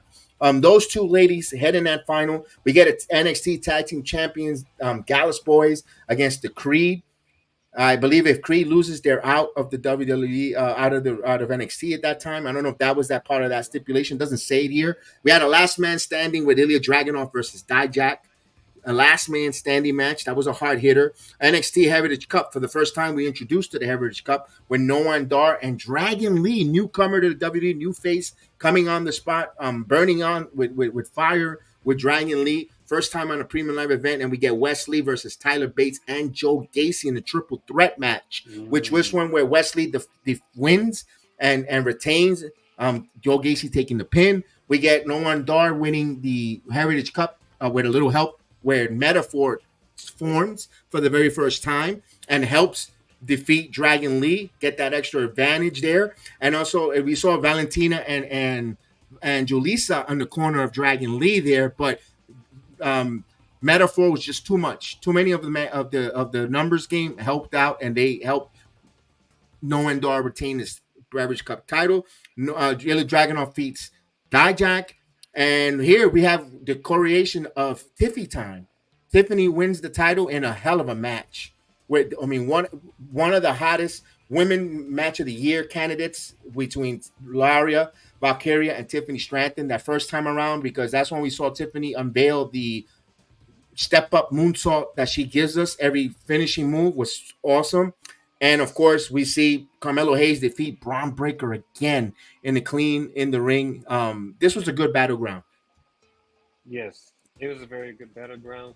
I had to go back and watch most of it because, like, it was like so much going on, and it's just like I'm happy Tiffany finally won. I think at that point we was watching it, there was kind of like, I don't know if there was like some kind of like feeling of having Lyra win at that time. I don't think it was. I think he was talking to her saying, okay, I remember because he was talking about as far as like she will be believable as champion or something like that, Me at that point, I didn't really like see it as much. That's why I was kind of surprised at her challenging Tiffany for the title. But I'm glad Tiffany won. It was a hell of a match. Carmelo, that was the right result because eventually, I think he's gonna get moved up. But Hilbrand was the best choice for him too. Battleground's pretty good. Battleground's pretty good. Indeed. And then we go into that Monday Night Raw right after Night of Champion, where we got to see where the famous super kick, where we find out the Usos split away from the bloodline, both, because you're out and I'm out too. And that was a famous kick where it's going to lead to Money in the Bank, where we're going to have Solo and Roman Reigns take on the Usos now in that match. So that's on that placates and of course the matches for Money in the Bank. But we go into Gold Rush for the NXT brand, and Gold Rush was very, very interesting because we have the newly crowned Seth freaking Rollins, who is the champion, newly crowned champion. He gets immediately challenged by the one and only Breaker. Oh my God! And of course, good. That place was on fire, and that was June. That was on June 27th, if I'm mistaken. No, that was my birthday. June 20th. No. 3 days after, I think June 20th. You're right. It was on June 20th, if I'm not mistaken, and Rollins heading down to the NXT brand. That was good to see him there. We also saw Mustafa Ali. Now that was the integration where WWE was integrating main roster with NXT. And that was what a smart decision they did that, because it really helped the brand. It became from a developmental to a third brand, in my opinion, in that timeline wise. We got to see a lot of good matches. We saw Cora Jade defeat Dana Brooks. Dana Brooks and Cora Jade. We got to see Braun Breaker versus Seth freaking Rollins in a hell of a match. Nathan Frazier and Dragon Lee. So those are, and we saw Baron Corbin make an appearance and take on Carmelo Hayes. And Baron now part of the NXT brand as we see him going forward in 2023. Great job there. Gold Rush served its purpose because it started. That was, you could say, the genesis of allowing the main roster stars to come in and interact with NXT, and vice versa. As we see later down the road, you could say that's the genesis of the whole of 2023, in my Right. opinion. Right. So we head into Money in the Bank, where everybody's excited about. It's that briefcase that will change your life. You get on top of that ladder, you get that contract, you call your shot against any champion in the WWE NXT brand, and you just cash it in. This one was, again, international in England. Over there in England, in the O2 Arena, where England was on fire.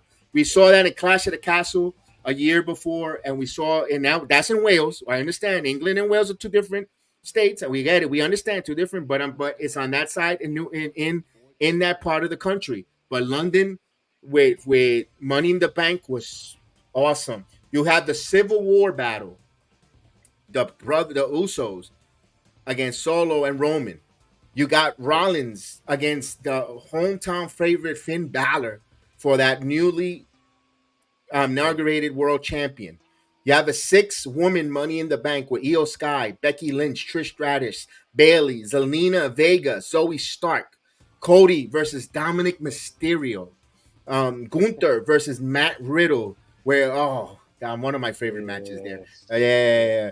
And then you see the undisputed women tag team champion, Liv and Raquel, against Ronda and Shayna Baszler. That was a very important pinnacle part of the WWE storyline and timeline there. And you got the 7-man Money in the Bank: Damian Priest, Logan Paul, LA Knight, Shinsuke Nakamura, Santo Escobar, Ricochet, and Butch. So my goodness, let's go right to the main event, because you're a Bloodline love enthusiastic lover. Like, we love the Bloodline storyline. First time Roman gets pinned. Yeah, I mean, leading up to that though, the entire night was up the chain. Like, I had it going on, not watching any of it, but that Bloodline match was like, it was significant in a way because of the pin. Roman at that point, technically up until now hasn't been pinned in a match at period, and lo and behold, that's his cousin do it. So like, Jake gets the pin on him after a Uso splash, I believe. They take out Solo, but I think the tensions, even on screen, off character, in screen, whatever you want to call it, backstage, all of them, I think they were all happy for each other. And there was a point when Jay made the pin, and I don't know if you can see it. He was like, "I love you" or something like that, or whatever. Man, that was a moment. That was a moment. That topped off the entire night, to be honest. Yeah, You that was great. Gunther defeating Matt Riddle. I believe he got him in a submission hold there on the chokehold. He got him in a chokehold there to beat him in a submission to defeat Riddle. And of course, one of the most biggest snap moment was Ronda Rousey. Is this where Shayna? Yeah. Shayna turns on Ronda Rousey, where they just unified the tag team titles from the NXT Women's title. They got it not so long ago, and boom, right before the match starts, right in between, boom, a turn where Ronda Rousey gets shocked by Shayna Baszler, cold clock, where we get new tag team champions and Liv and Raquel. It was like, I didn't see that coming. I was like, oh, talk about a swerve. I was like, ooh, whoa, out of nowhere. That was the night, and one of the seven men Money in the Bank has some great moments with Ricochet, Logan Paul. I mean, even the promos leading up to that was phenomenal. When they all come out and interrupt, and Shinsuke got interrupted with his promo, and he got mad. Oh God, it was just great. And we see the one and only Mr. Senor. Now he changed his name to Senor Money in the Bank. Damian Priest winning that briefcase there. Now he still holds the briefcase as we currently speak, right now.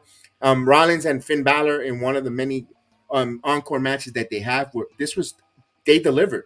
Remember, this is the first time they wrestled before. Last time they had that bout 1-on-1 was for the Universal title, where Finn was the first inaugural Universal champion. So this is actually technically Rollins' third title defense, but first on a premium live event. He took on Braun, but this is one of his first premium live event title defense. It was against the first inaugural Universal champion, which was a good storyline there. I liked it. And then Cody and Dominic, it felt like Cody getting reps at that time, because we knew that it was all eyes leading to Brock and Cody, and they didn't want to rush it because they want to do the third match between these two in a little more bigger event. Although you could have said the O2 Arena was a big event, the people were lovely, but they wanted it to be one of their humongous signature cards, and we'll talk about that right now as we move on. We're ready for the next one, but all in all, I love that Money in the Bank was another. All these premium live events, I know it doesn't want to sound like a homer, but they all delivered. Yes. And we're now getting into the middle of the year, and WWE right now is delivering in all aspects of all these cards. Yes, Going up. yes, and the thing is, we're not even at the height of the oh my God moment when it comes to the WWE. Oh my God, we get the Great American Bash. Now this one was in Texas, another premium live event. We have Carmelo Hayes taking on Dragunov for the very first time in the first, and because Dragunov becomes the number one contender. Okay. We have Tiffany Stratton versus Thea Hale. Thea Hale starting to rise and becoming a force in that women's division, where Tiffany Stratton now is on top, but Thea's become a real threat to her title reign, and Thea looked phenomenal on that. There you have Dominic, who makes his appearance to take on Wesley, and actually Dominic wins the North American title from Wesley on a Tuesday night. So now it's a title match with Mustafa Ali. It was a triple threat match now. So Mustafa Ali in getting himself involved in that title. And of course, we have the one and only Gabe Stevens makes a wrestling appearance, and he takes on Baron Corbin. We're going to see Gabe Stevens in NXT Underground, taking on I believe Eddie Thorpe, or he's in the corner of Eddie Thorpe against Damon Kemp. And of course, we see one of my favorite matches, one of my favorite Roxanne matches, Weapons Wild, when she went up against Blair Davenport. Oh, one of my favorite Roxanne Perez matches. One of my favorite. Oh, no. I can't forget about that. Roxanne rocked. Roxanne was one of my favorite there in that Weapons match. Phenomenal. One of my favorites of hers. At that point, she got burned. Yeah. And then you saw the rise of the family. They get the titles there against Gallus Boys. So Tony and Stacks become champions for the first time. Tony D'Angelo gets gold at the Great American Bash and the kickoff. And this one was a good one because this was a mixed gender match where men and women. You had Nathan Frazier and Dragon Lee, Valentina Leon, and Julissa Leon taking on Metaphor, Noam Dar, Oro Mensa, Lash Legend, Chikari. They're actually getting together, getting us introduced to a Metaphor. And that was a good one too. You have them defeating Metaphor, but still Metaphor got over. That was a hell of a match to introduce us to a Metaphor staple in NXT. But the Ilya and Carmelo match was a hell of a match. Very good match. Carmelo getting by with, oh my God. Oh, that spot. That knee break, code breaker into the, man. That was one of the best matches. That was the best match out of all of them. Yes, that was the best. Although I did like the Thea Hale and Tiffany Stratton match. Tia wins on a TKO because it opened up a storyline. That's when Mr. Chase threw the towel in. And that's when she became mad with Aunt Mr. Chase because throwing the towel in because she wasn't going to give up. Right. Tiffany, and that opened, you know what? Why I say it was a memorable moment? Because it gave us more questions for upcoming Tuesday. And it gave us those cliffhangers to why we need to care about and tune into Tuesday nights because of what happened on that premium event. See, those are the type of things I look for. What is going to have you, the average looker or the average watcher, tune in again? And you left that tidbit, and that Andre Chase throwing that towel to me says, "Come and watch some more of NXT. Find out what happened. Why did the professor throw the towel in?" And now you're going to watch Tuesday. If you're an average or casual viewer, or if you're visiting someone who has to, like, my house, and you're watching wrestling, you see that because there's not, you get hooked on it because of that stories. And that's what I look for. Exactly. Yeah. No, that's the cliffhanger. That's how they get. Yes. Come watch Tuesday. You want to watch NXT and I want to watch, something else. See what's going on. Come watch Tuesday. See what's going on. Yeah, and you put Von Wagner to tell you to come Tuesday. You can see it. But of course, we set up. But we see that NXT showing us the Great American Bash, and then we know that a week later, one of the greatest summer parties about to kick off. It is SummerSlam in Detroit, Rock City, Ford Field. It's great. We have the 25-man SummerSlam Battle Royal that I mistaken it before for the Andre the Giant. It's the Slim Jim 25-man Battle Royal where we get the emergence, the rise of LA Knight, where everybody's saying. And we get a match here that myself and Chef Dan really enjoyed. The wrestling fans or the Wrestling Inc. podcast and all the other people that cover it didn't like it because they're small. You got to have an open mind. Was the MMA rule match between Baszler and Rousey. Oh yeah, that's right. That was a banger with these two ladies going to MMA rules because they really hit themselves. You saw the next night on Monday Night Raw, the shiner that Baszler had, the blood, this was really, this is, yo. They went at it. Like, they went at it. No. All right, okay. There was no holding punches. No. There was no, there was no slapping of the thighs here. This was actually these women hitting each other. Man. And an intercontinental title match that is still resonate as one of those important ones where Gunther takes on Drew McIntyre one-on-one, no Sheamus down, one-on-one where Gunther defeats Drew, again comes up short of gold for Drew McIntyre. Seth freaking Rollins, another match with Finn Balor for that world title, but I believe this has stipulations where Finn wins almost close to winning that title, and then Bianca Belair defeats Asuka and Charlotte to win the title. So there you have Bianca back as champion. You have Io Sky. Then we get the big one. That's why I was waiting for the anticlimactic part, the climax.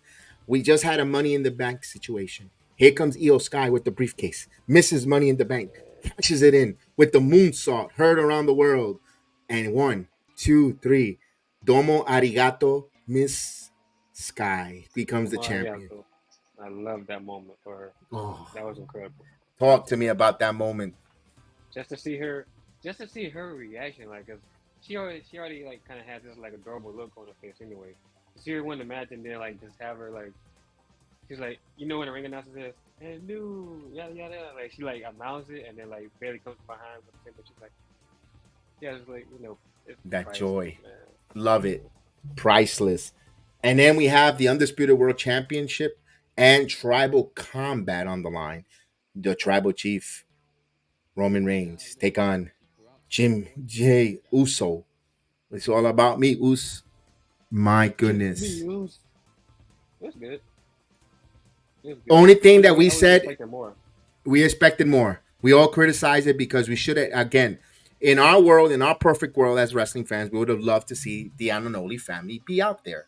Or at least if they're not family members, there's a lot of wrestling Samoans. There's a lot of Samoans you could bring in. Have them be there with lays or just there guarding, just standing around like a lumberjack type of deal. Not get involved, but just stand there, have that presence, them dressed up in their cultural dressings and with the different lays and just be around the ring. So now you look tribal chiefism when you see the winner gets the tribal lay. And they're around there, they could either clap or thumbs down, thumbs down, whatever they want to do. And that would have gave us that tribal combat would have looked more. It would have looked more like, oh, damn, that's really cool. It looked like a regular match. That's the only criticism we had. The match itself was phenomenal. We see Roman Reigns defeat Jey Uso, but to the interference of his brother, Jimmy.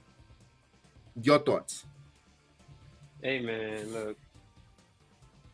Hey, I loved everything about it, you know me, but, we all know we want to see Jay win the match. Maybe eventually down the line he'll have his time, but as far as storyline-wise, leading up to that, we kind of knew about the whole, Jimmy and Jay thing. Come out of nowhere, pull his leg, and then super kicks him, and I guess inadvertently, you could say, or not inadvertently, give Roman the win or whatever. But, I mean, that match entirely was, besides the different name of it, the Tribal Comeback, it was very enjoyable. I'll just say that. Banger after banger. I loved it. It was a good one. Survivor Series. Again, the only criticism, we just mentioned it earlier about the setup or the presentation of that Tribal Combat. That's just us with it, but maybe they're saving it for a bigger member of the Ananoli family. We don't know. Only time will tell. We'll go into we just started August, and you know what happens in August? It gets so damn hot. It gets hot. The weather is so scorching. We get NXT Heat Wave. So NXT Heat Wave comes from the Performance Center. Not a lot of memorable matches here. We do see one that I did see was the Judgment Day. Dominic and Rhea teaming up. They go to NXT. This is where we see a lot of Dominic and Judgment Day coming down to NXT a lot, taking on Dragon Lee and Lara Valkyria. Lee and Valkyria gets the victory over Judgment Day. We also see Ilya Dragunov and Trick Williams opening up for the first time, wrestling each other. Why we mention that? Because it's jumping into current storyline for New Year's Evil. And of course, we see Avi Niles, who now in the main roster, taking on Ava. That was a match for Ava Rain, and the son of the for Hall of Famer Rock. Yes. I almost said something different there. I almost had some blasphemous words come out of my mouth there. And of course, we saw Carmelo Hayes defeat Wes Lee to retain his title. Nothing too hot about it. Also, Noam Dar beat Dave Frazier, but just Judgment Day with Lyra and Dragon Lee taking on Mysterio and Mommy. That's the only one really good there. We're not going to stick too much on that there because it was just the weather was the hottest thing on this card, to be honest with you. Right. All right. Exactly. So we get to another Premium Live event. It is September. Yes, all the leaves, all that football season, but it's September, Labor Day weekend. We're going to get some payback. We're getting some payback in Pittsburgh.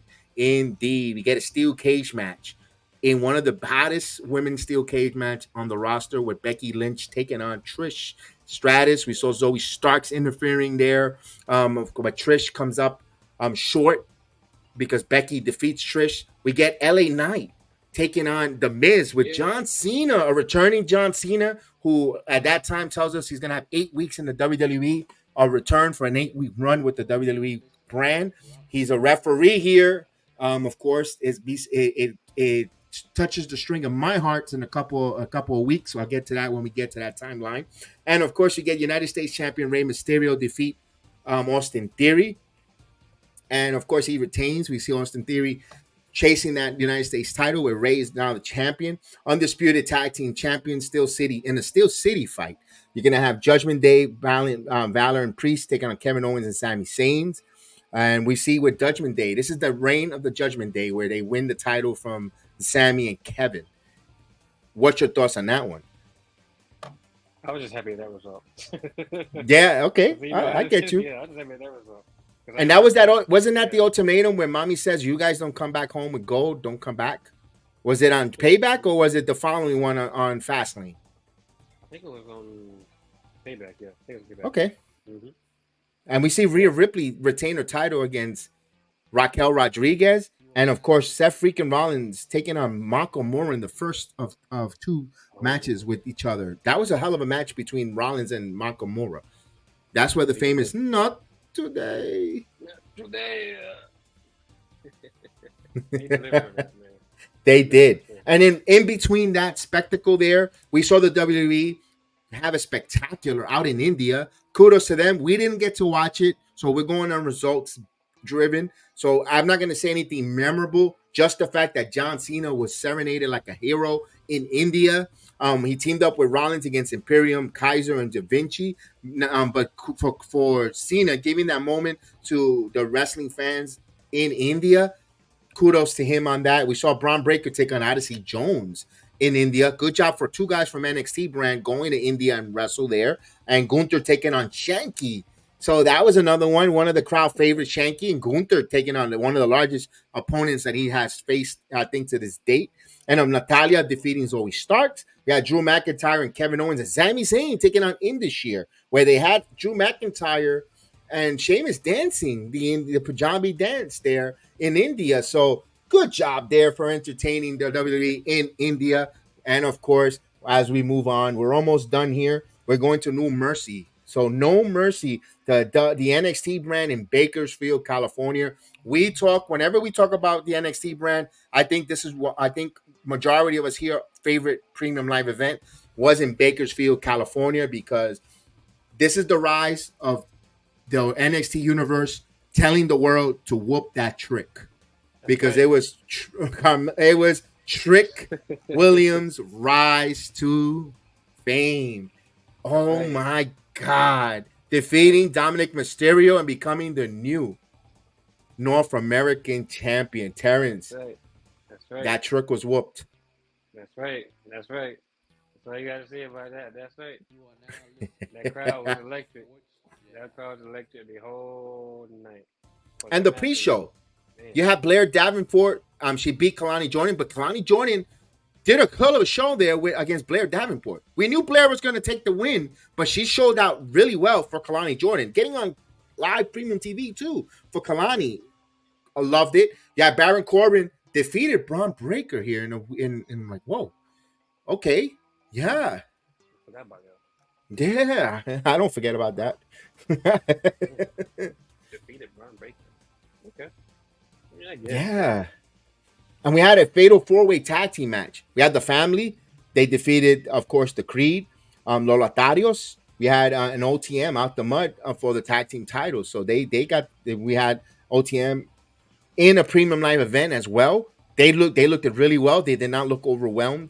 They did not look the spotlight did not. That's why we like Bakersfield, because the crowd was electric, on fire, and these guys all put on a show. None of these guys were or man and female. The performers did not feel out of their element. They felt natural flow.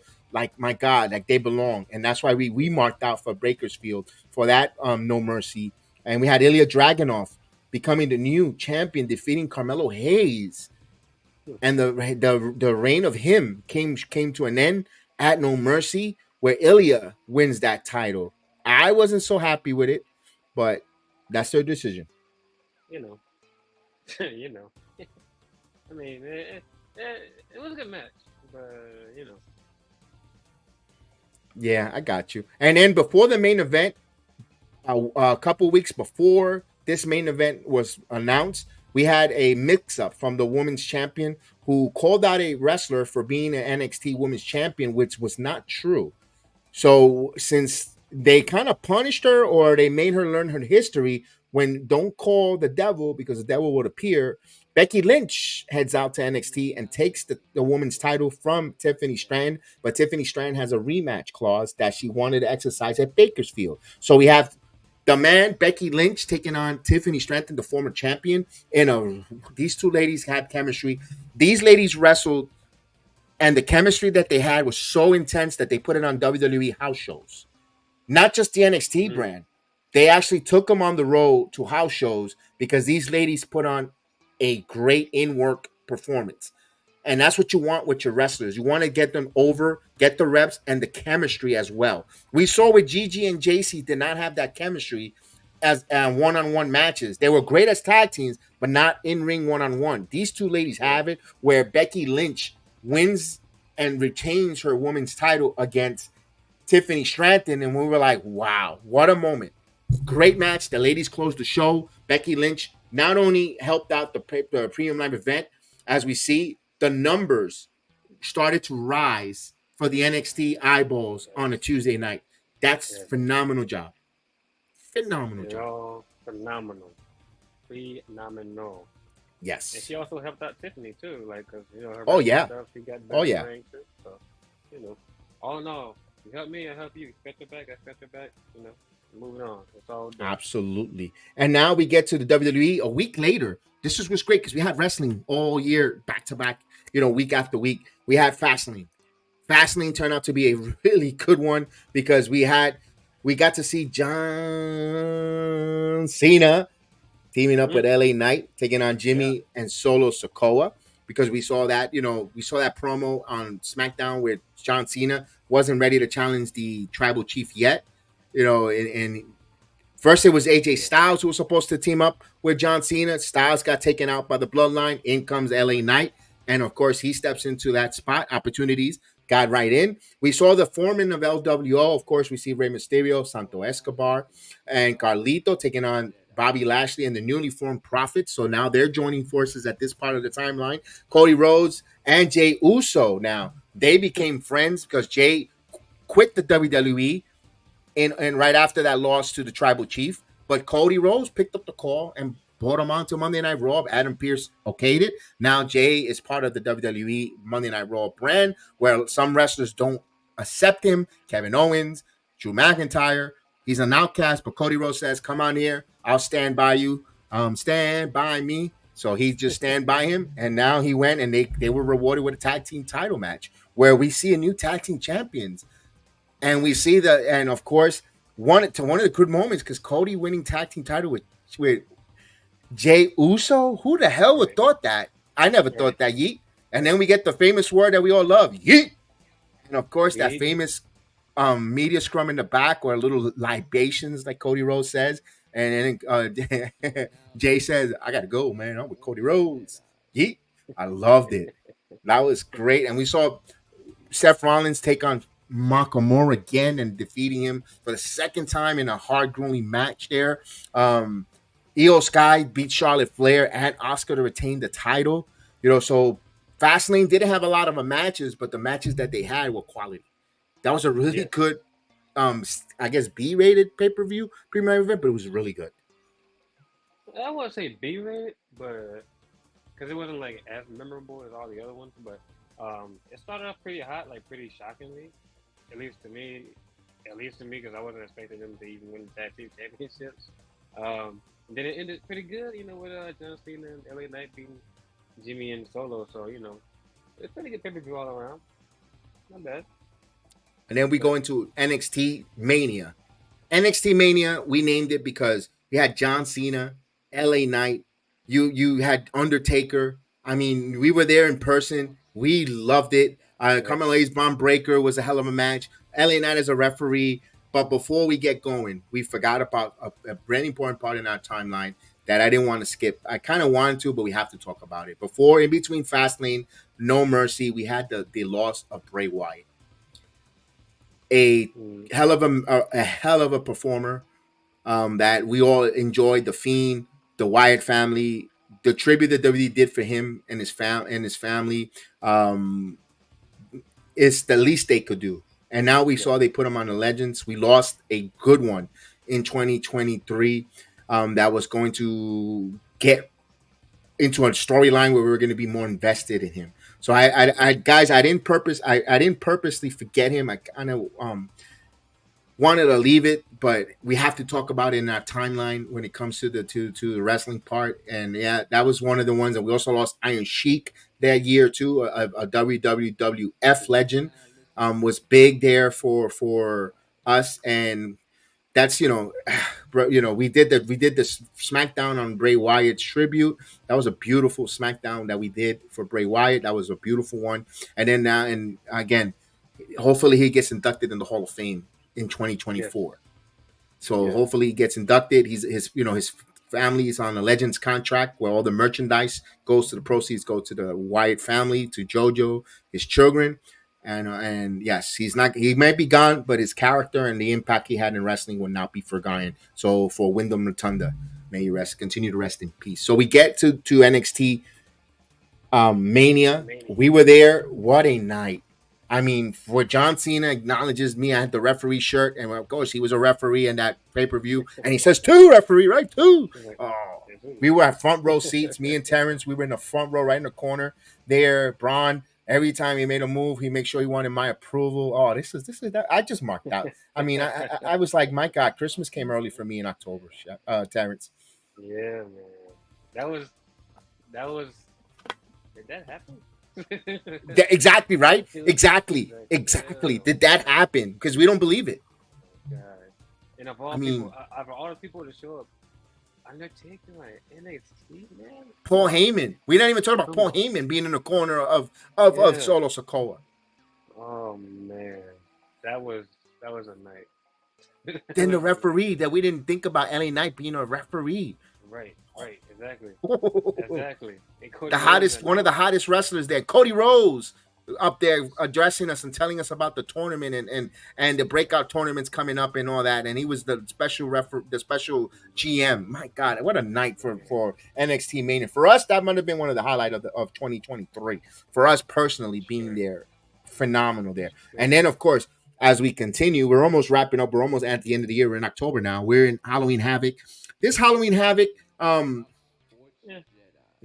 event wasn't the memorable Halloween Havoc personally. You got Lyra Valkyria. That's the highlight, winning the title from Becky Lynch. We knew Becky wasn't going to stay NXT Women's Champion too long. She retains. I like Lyra becoming the world champion there. We also see the rise of the women's breakout of Lola Vice. So 2024 is going to get hot. Latina hot. and Lola Vice there, That's right. of course. You know. And then we had the spin your wheel, make the deal, lights out with Blair Davenport defeating Gigi Dolan. Of course, we have in a weird one, Chase and Duke Hudson beating D'Angelo for the tag team titles. That was a weird one. Come on, come on, That was on night one. come on, man. That's nah. That was a low light for 2023. Okay. And we see the emergence of Lexi King finally making his appearance, beating Dante Chen. What led Dante Chen now to face painting with Boa. And that's going to be rising up in 2024 soon.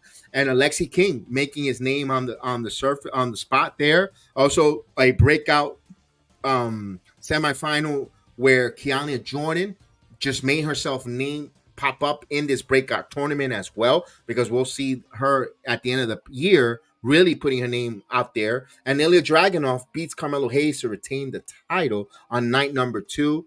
Braun Breaker totally destroys Mr. Stone, but the return of Yvonne Wagner to chase away Braun. Other than that, Dominic Mysterio defeat Nathan Frazier to retain his title. Nothing too great, like we said. We saw the Creed brothers defeat Humberto and Gaza, Angel Gaza and Humberto. Okay. Halloween Havoc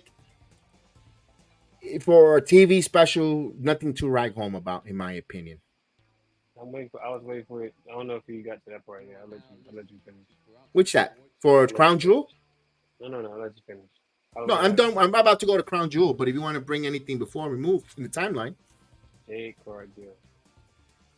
Yes. Thank you. I totally forgot. We have and we even forgot to even talk about it from Fastlane. She made her appearance at Fastlane in Minneapolis, coming out of their car in the most wonderful outfit that only Jade Cargill could wear, and introduce herself to Triple H. Then she goes down to NXT and introduces herself to Shawn Michaels. Then she actually sits at Halloween Havoc in the stands next to Terrence. Terrence could still smell the wonderful body lotion that she was wearing that day. I mean, look at that. He even closed his eyes just now. Look at it. I mean, my goodness. She was right there. Yes, I forgot about Jade. Thank you for reminding me on that absolutely on that timeline. Absolutely. So we get to Crown Jewel. We saw that LA Knight is going to get the opportunity now to take on Roman Reigns, the hottest megastar, taking on the most decorated traditional or longevity champion that right now with a reigns over 1,200 days and counting. Roman, we're going to have Cody Rhodes taking on Damian Priest. You also have Io Sky defending her title against Bianca Belair. Logan Paul challenging for the United States Championship against Rey Mysterio, Solo Sikoa, and John Cena. So Cena putting on one of his final matches there against Solo Sikoa, Rhea Ripley, Nia Jax, Shayna Baszler, Zoe in a fatal 5-way, 5 women. Mommy wants all the competition at once. Give me all them, Pierce, because I got to put them all in line. I'll put all 4 of these women in line. The North, the South, the East, the West. I'm going to put them all in check. There you go. There's the thumbs up. There you go. I'll just take it to work.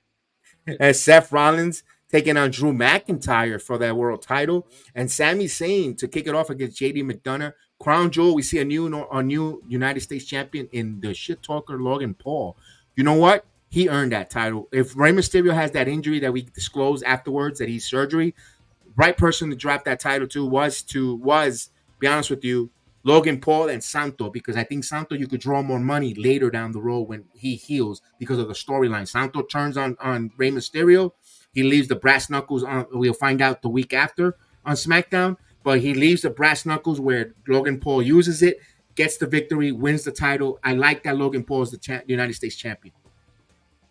Yeah, I mean, like, I don't like it personally, but I like it for business because it makes sense, you know, and it moves the story along. It's character-wise, you know, it makes sense. Like, you know, Ray's stepping away, okay, and then I'm interested in seeing like how it's gonna play out. So far, you know, it's been all right. You know, it's intriguing. Like he's not there all the time, but you know, it's good moving forward. You know. All right, and we see now also Rhea Ripley totally wins, beats all these 5 competitors. Zoe Starks took the pin. Rhea just keeps it moving because we know that her challenge is not going to be until WrestleMania, so it's just storyline filler, in my opinion. Rollins versus McIntyre. This is going to be a lot of implication because on night 1, we're seeing they're going to wrestle one another coming up this Monday. For McIntyre falling short, keeps falling short a lot of these title matches, intercontinental wise, world title, just coming up short. Interesting to see where McIntyre goes. We all know that he re-signed with WWE, contract extension along with Zelina Vega, Charlotte Flair. We got some contract extensions with the WWE, bringing a lot of folks. I'm extending them, keeping them, not going anywhere. So funny to see where McIntyre's storyline goes with that. Sammy versus JD didn't really feel like anything special. That was the kickoff. That was the kickoff between JD and Sami Zayn. Exactly. You didn't forget because Sami Zayn warmed up the crowd. He spoke in Arabic and warmed the crowd up, if you remember. And he took on JD McDonough and got everyone going. A hype man type. Welcome them to the Crown Jewel event in Riyadh. And we saw then, of course, Io Sky defeat Bianca Belair to retain her title. Salute Liam, joining us in the chat. And Roman Reigns defeating LA Knight. I know everyone had a complaint about how the match went down because it felt like it was a copy and paste from SummerSlam. Now, I could understand some of the haters saying, oh, again, Roman wins with help on the outside. There's a story to tell. He's trying to hold on to that legacy title as long as possible. Could they have done something different with a different result? But you had to do that to protect LA Knight. If Roman goes out there and pins him and squashes him clean, what does that do to LA Knight's momentum? You had to have the shenanigans, yes. You needed to have the extra help from the outside to make it seem like a numbers game to keep LA Knight that sympathy. Yo, that heel. Oh, I just despise the heel. I gotta have, the face should have won, but because they cheated. Now, if you would have went and pinned them 1, 2, 3, where's the claim for LA Knight to want to be in a main event status? Doesn't. So people complain about it. Oh, we've seen it.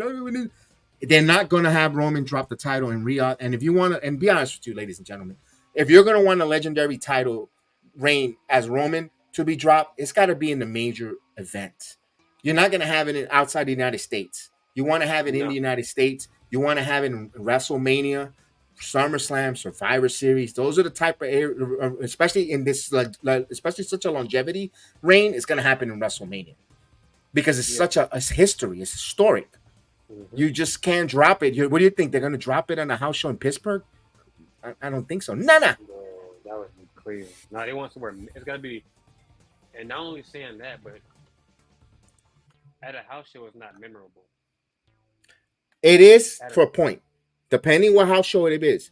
Because remember, Bob Backlund beat Bret Hart on Survivor Series and dropped it at Madison Square Garden the very first house show to Diesel. That's why I always say keep an eye, your ears out a little bit to the house shows, but where significance of the house show. It could be where they could drop that title. But I don't think Roman will drop his title in the house show. No, I don't think so. Well, yeah. Well, I was going to say, okay, so, going to that point there, it won't be, I won't say as memorable.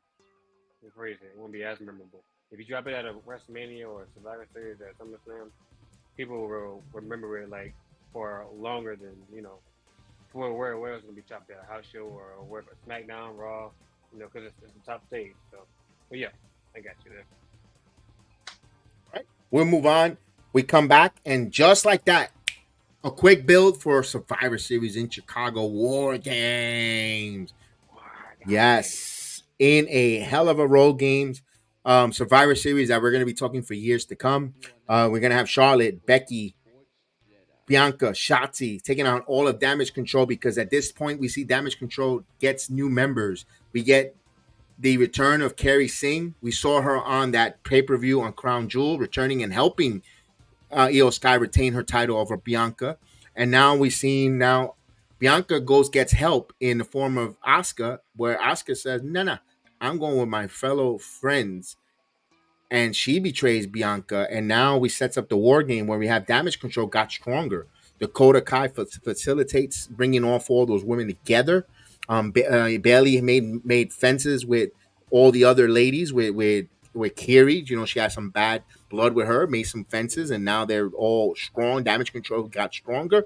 But then, of course, Becky comes out Well, actually, Charlotte calls Becky to come and help him. Last minute, last resort. They need another third because Shotzi says, "I'm there. I'm there. You know, I'll take the pins for you, ladies, if I can win." So she's willing to be there. And that War Game match was phenomenal with those women. They always put on a show.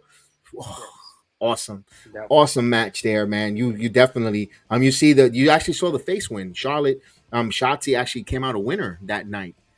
Bailey took the pin there. I mean, good for her. I mean, phenomenal. And then you see Gunther defeat The Miz in a hell of a match. What a match there between those two at Survivor Series. Miz just continued to take his wrestling skills to another level of excellence, and he did that against Gunther. Escobar defeating Dragon Lee. So Santo Escobar in his heel run defeats Dragon Lee in a good match there. And then, of course, we get Rhea Ripley beats Zoe Stark. So Zoe gets a women's title match. And again, filler, because we know that the main event for her Rhea's real threat is going to come at WrestleMania or possibly the Survivor Series at the Royal Rumble. But good to see Zoe getting that opportunity to be in the main spotlight, see what she got for us. So we like it for NXT. And then the men's. The return of the Viper, Randy Orton. But Judgment Day, the spot on the top of the cage to Randy Orton with the RKO. Man. Top moment of WWE right there. Wow. It's like He's just beautiful. The setup and just like it wasn't in the pool. It wasn't in the pool. This was in the ring. Not this time. Not this Oh. time. No. That was dope. I'm surprised his neck ain't broke from that. No. And the storyline. But Terrence, the storyline, because we thought that Rhea Ripley was bringing the briefcase out because the world champion was down and out. And here comes Rhea, where Damian looked like he was going to cash in the Hell in a Cell or in a War Game match. That would have been something. Storyline wise, he gets the title in the cage. You know, keep an eye on that for a couple years from now if they do that, where the heels can help out while there's a disadvantage, like where there's like a 2-on-1, and maybe the Money in the Bank briefcase comes out while they have their numbers game, and we have a new champion in between of the War Games. That's something different, a total wrinkle. So keep an eye on that later down the road, creative-wise, if they ever want to use that. But we saw Randy Orton. We don't know if he was coming, not coming out. He shows up. The crowd is bananas. And WWE says, thank you guys. We appreciate you guys joining us on Thanksgiving weekend. Let's throw out the trademark. But wait a minute. The biggest swerve, or is he coming, not coming to the WWE in CM Punk, returning back to the WWE? Yo, what a moment. Man. Y'all, I think y'all, I don't know if y'all saw it before. I don't know how it was because I was. Chef Dan saw it. Chef Dan was ahead of us. Chef Dan got to see it before all of us, and that was okay. Oh, he was like, "Oh, wait, it's not over yet. Wait a minute." I was like, "Oh, that's CM Punk." When he told me that, I said, "That's CM Punk," and I was like, "Yeah, he's coming out." What a moment! Be casual and pretend like, yeah, this is a nice Survivor Series. All I kept hearing was like, wait. Yeah, it's a nice one. Oh. And then we come out. Oh, what a moment! You know, see him come and then out, the promos. Mm-hmm. And then the promo, the Monday Night Raw. He's back home. He's not here he's here to make money, not friends. Then the face to face. Oh my God. No bet, no jet game bet. I know that Jets are on right now, Beth. I'm not doing the jet game today. We're gonna do the year end. I just had a lot of time. I couldn't have enough time to do the jet game. Oh, I appreciate Beth. Thank you for dropping in and saying hello. We'll be back on definitely for the AFC Shakedown on Saturday, Beth, with Tommy and the rest of the gangs. But no, you could stick by. You could stick by here. I don't know if you like wrestling, Beth, but thank you so much. Let's acknowledge her. Let's acknowledge Beth as well. Thank you so much for stopping by. Appreciate it. Good luck to the Bills. I'm sure trying to get into that postseason run in the AFC. Appreciate that. Really do. Thank you so much. Yes. And so we get to the final one with PM Punk with Seth Rollins step face to face in a moment of wow, nostalgic moment. Loved it. The promos, dislike. Remember every promo, if there's a bit of truth to it, it hits home and it resonate because there's some truth. We heard Rollins a year ago around this time did not want Phil, stay away, you're a cancer, and now they're face to face there. Business. Yeah. It's all about business.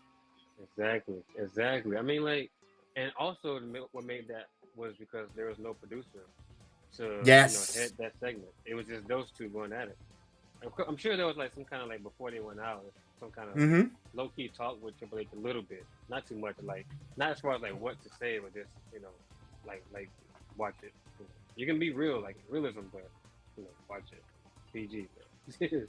But that's goosebumps. That's goosebumps, man. For It real. was.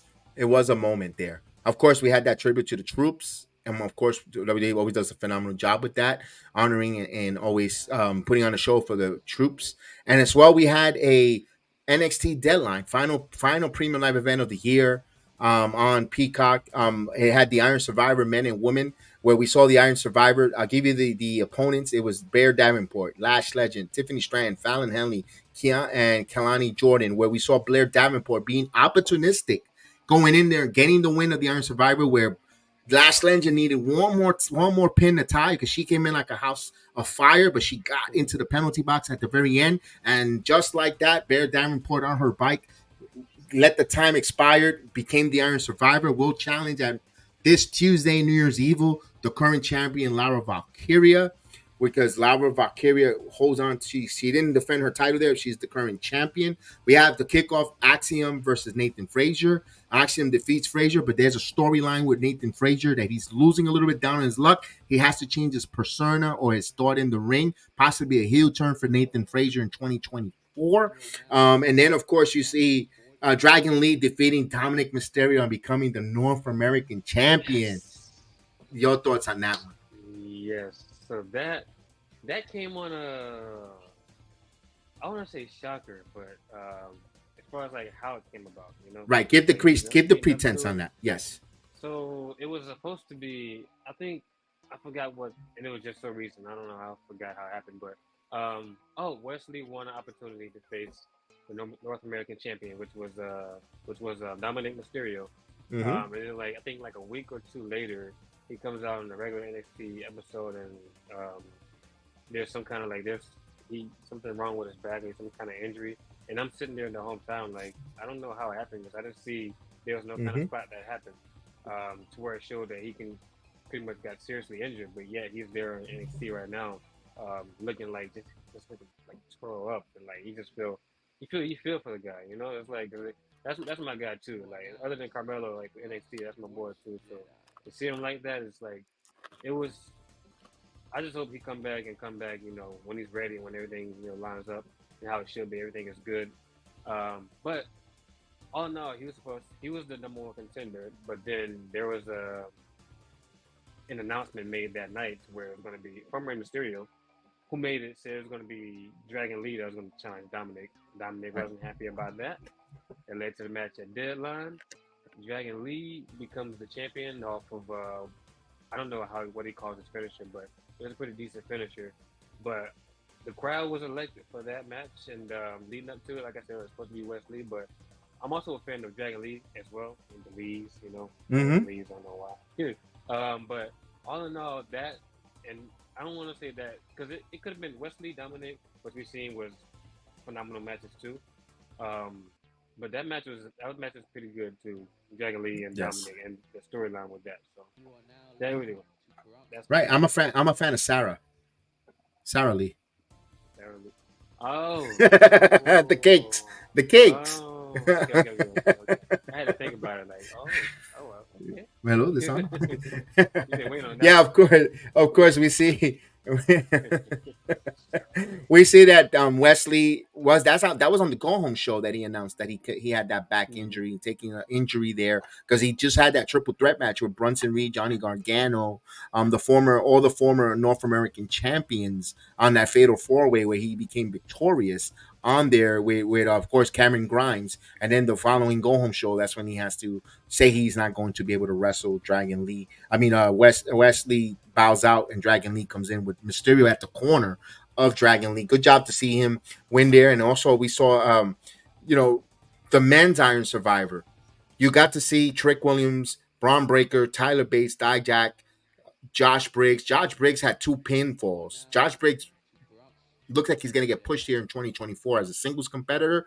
But the one and only Trick Williams in a Hail Mary situation under 3 minutes gets 4 pins and become your Iron Survivor, and he whoop all those tricks. Good job on That's Trick, right. where everybody was excited. Everybody was like, um, going crazy on Twitter. Oh, they're burying Trick. They're not letting Trick get a pin. How embarrassing! And he comes out victorious. You have to wait for the results. Don't jump to conclusion immediately, because I'm guaranteed those writers know what they're doing when they're trying to tell us a story. You have to be easy, tranquilo, like Terrence likes to tell me, Tranquilo.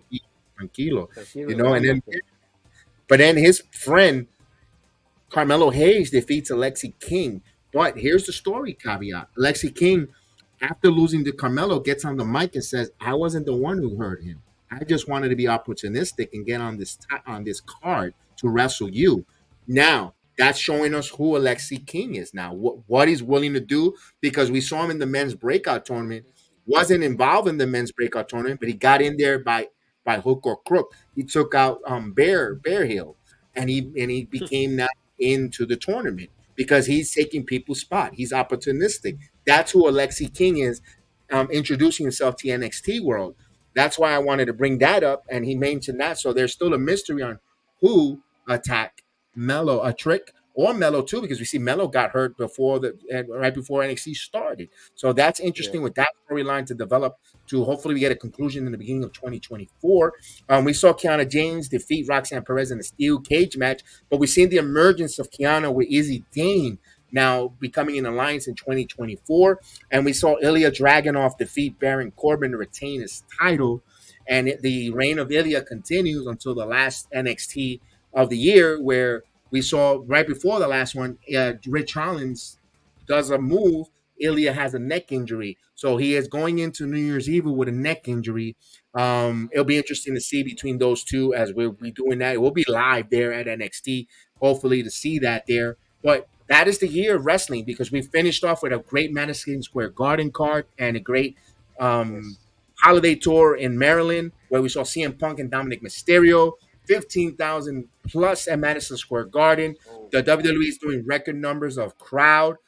They're not using the black tarp; they're using folks in the and butts in the seats. And right. merchandise wise, are making money. We're seeing wrestlers getting re-signed to re-sign. Of course, we lost some wrestlers this year as well. We saw a lot of wrestlers get released, but guys that weren't really being utilized much. And Yeah. I know people get mad with Mustafa Ali, but Mustafa Ali we called a lot of matches that he had opportunities, didn't resonate with the crowd. Dana Brooks didn't resonate too much with the crowd. Some of these people, there's a reason why. Doesn't mean that they could return. Absolutely, they could return. They could return on a save a couple of dollars on a couple of months and bring them back on another deal per appearance or whatever. You never know. These wrestlers might return, might not. Some of them already declare where they're going elsewhere in the wrestling business, but we'll see what 2024 does. Now, let's give us our awards before we wrap up here. Who was your best WWE male wrestler of the year? It's down with me. Yeah. I mean, you know what I'm gonna say, but Roman Reigns. There you go. That's fine. Fine. Roman I, Reigns. yes, I'm not gonna lie. I did a show earlier on Marvel Comics, and I will. That's why. But I'm gonna go with the Iron Man of the WWE right now. I'm gonna go with Cody Rhodes, and I want to split it with Dominic, because both of them were Iron Men. Both fought a lot of wrestling matches. Cody Rhodes in the face side was just phenomenal. Continue wrestling night in, night out, warming the hearts of kids, again, and wrestling fans. You see the merchandise. You see the people bringing even the dog. They even got a stuffed dog. They even have a stuffed animal, white, beautiful husky. And Yeah. the weight belt. The little kid that's aunt gave him a weight belt for Cody Rhodes' weight belt, and he just went ballistic, Crazy. happy. Bonkers. He went bonkers. Those are the moments. That's what I look for of a person who's impactful to the WWE, who's going to say, Mommy, Papi, I want to see, or Tío, Tia, I want to see wrestling. Put it on. I want to go see Cody Rhodes. I want to see, even if you don't like Dominic Mysterio, you want to see Dominic, because those boos still continue to resonate. And Dominic going to NXT, getting those bumps and getting better, and and these wrestlers coming in and asking their first matches with Dominic says a lot. You just came out of a neck of black fusions, and your first match was Dominic Mysterio for Randy Orton. That's telling you a lot of how much they respect and see the in work, or the coaches are telling, no, Dominic is getting really good, safe worker, professional. Boom. For sure. Also, the same thing with Punk match with Cole with Dominic again. He's gonna have another one tomorrow, or if not today. If it's not today, it's tomorrow. Tomorrow's Friday. No, they're having it now. They're currently having it now in the Kia. Right? They on the 29th. No, tomorrow. It's Saturday. One of these days. It's one of these days. The 30th. No, it's the 30th. I'm sorry again. Sorry that I'm calling. I got my days confused. I'm on vacation. I'm drinking coquito. You know. That's all right. Yeah, it's all right. So my point is, I'm going to give that award to when it comes to that, to both of them. I'm going to have them share it. I'm going to give you, because they both earned it. You know, top drawer, what they introduced, to me. Top woman.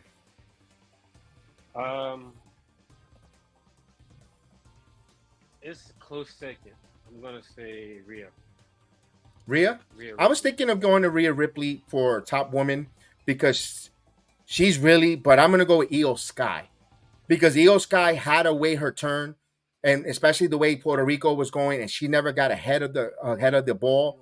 Puerto Rico was going bananas, the crowd was going, and she waited patiently. So she had that great cash in where everyone's like, oh, felt so happy for her finally getting that title, saving it, and becoming, and now in that storyline with Damage Control, now getting her partners, her friends in to help her grow, and now making Damage Control even more relevant and more of a big fashion, that we're like, oh, now they're even more important.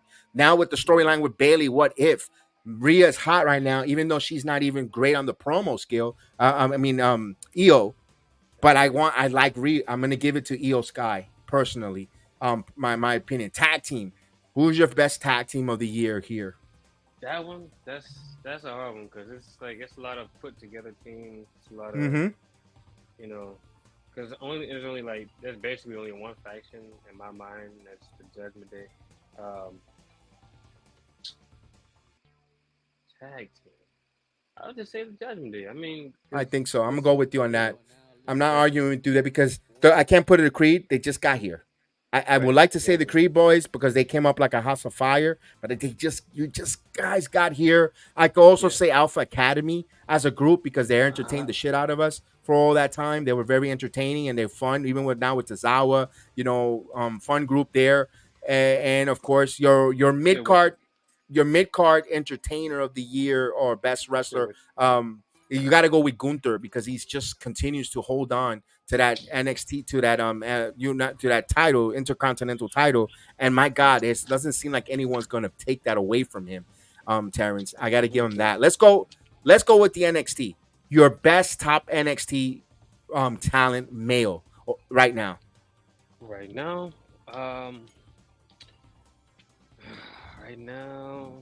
Grayson's gone, so I will have I'm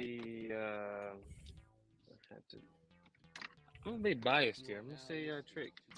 Yeah, I think Trick. If you don't have Trick as your number one, something's wrong. Trick has climbed that elusive charts for NXT, and he is right now on fire. Top male of the year, top female. This was different. Top female of the year. I have one that you're not even think I'm gonna say. Well, I'm gonna say Tiffany off the top of my head.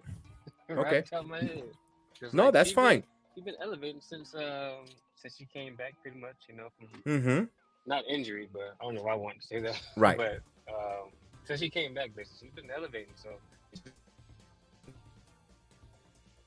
Oh, you're breaking up a little bit. I'm gonna give you mine. I thought I was gonna go with Tiffany Stratton. I know you were gonna go for. I wanted it to be a little different. Not even female. Yeah, not even female stars, but like just top stars. Period. I'll go with Tiffany. But okay. It's to me, and I'm gonna go with a Curve, because I think from the very beginning to now, to see her in ring, her importance, to see her grow, I got to give it to Fallon Henley and Lash Legend both, because in different ways. I'm kind of leaning a little more towards Fallon a little more than to Lash, but either one, you can't go wrong with either one of the two. Actually, I'm actually putting Fallon Henley in this, because I think there is a room for her in 2024 where she's going to be part of the title picture. Of the year, Fallon? Wow, yeah. Okay. I told you I was going to go shock you and go the other way, because She's just getting better. There's something about Fallon's matches that I before did not enjoy, and now I just want to watch a little more. I'm really intrigued by her development in her character, and of course, Just Legend is it's a no brainer. Yeah, Lash. Yeah, Lash. I mean, I'm with you on like as far as like, cause I know you have been talking about like every time we do a watch along with NXT, like how impressive Fallon has like is becoming and stuff like that. I just like to see her when she does those. Yo, in NXT and maybe in WWE, she's the hardest chopping woman ever, and you know, Yes. because when those chops come in, it's insane, man. That's crazy. Yes, and of course, and that is the NXT and WWE year in review with us here. We want to talk a little bit stuff here. Spears been released by the or contract has come to an end. The chairman for Yeah, AEW has no longer now Sean Spears, a free agent, friends, very good friend of Cody Rhodes. I can see Sean Spears showing up at the Rumble, but I think he's TNA bound. In my opinion, I think he's TNA bound. I think he I will mean, go to TNA. I think he'll fit perfect in that I organization. mean, Although I would like him to see in the WWE, but damn, we cannot be greedy and grab everyone. We're gonna get MJF. We're gonna get Spears. yeah. We're good. Something like the Dodgers here. Well, I mean, because you seen Cody's Twitter, right? So Yes, like Cody, yes, he wouldn't not to say like he's talking with Triple H or nothing like that, but the WWE person wouldn't put that out there if there's a potential because he could be coming back 10. But TNA does sound a little bit better though. Not it gonna lie. sounds like someplace where he could go. Could he go for a quick stop at TNA and then WWE brings him in for the WrestleMania where Cody might need a stable? Like let's say, now hear me out. If Cody doesn't fail to complete a story because the Bloodline reforms or new members of Bloodline and just the numbers are just so much, where he's gonna bring friends of Cody like a Sean Spears, and a group. So kind of watches his back, kind of like get that in there. You never know which route, which direction they'll go with that Yeah, with creative, but I'm just throwing that out there. And of course, Camille from NWA, but I think she resigned with NWA. I know she had obligations to be done with that. It'll be interesting. I personally would like to see her in WWE because she fits. She's another obstacle. You could get her in with Jade. To wrestle for a while for now and get them going. Where but WWE has a lot of strong women, but she's another female wrestler, especially now that Diana Peraza is being rumored to be a WWE bound. She mentioned that's why she bought a house in Orlando because of the NXT. She just recently tweeted that, and we know that they live in Winter Park, oh, and stuff like that. And her name has come up in some rumors. Friends with Chelsea Green. Chelsea just dropped her tag team title. Not happy. They were hell of a tag team with VTX. That's a hell of that's a tag team that I would love to see that makes WWE sense. bring. That would make there's a lot of variables pointing that way, and also Sasha Banks looks like she's returning to WWE, but we will shall wait and see. We'll have a prediction. We'll have a prediction show on I gotta know about that. 2024. We'll have a prediction show in 2024, possibly soon in the next few days, because we've been on for over almost 220, and we want to cut it there. I know the year went a little long, but I want to thank Chris the Flash for joining us on the year review. Terrence for always joining me on the watch along. Chef Dan as well, always doing the watch alongs there. Wrestling right now is in a great state of prosperity. And your final thoughts, Terrence? As Terrence is getting acclimated to give me his final thoughts before we say goodnight. Hold on. Yeah, Can you hear me? yeah, we can hear you. Okay. Okay. 23 has moments, man. Like it had some lows, but like mostly to me, it's been more of highs in that regard because it's like it's a lot of potential. It's a lot of like big time. Honestly, it's just to me. If I want to be honest, if the numbers and the views and everything that WWE has been just elevating, like it's just been elevating since. I think you know what I'm gonna say it like ever since coming back from, and it's not even including 23, coming back from the pandemic, that very first SmackDown episode, just ever since then, like, yeah, you have your weeks and stuff like that where, like, there's not as many viewers or whatever, but as far as, like, keeping you engaged and, like, the storyline wise and, what could potentially be going on behind the scenes and what's going on.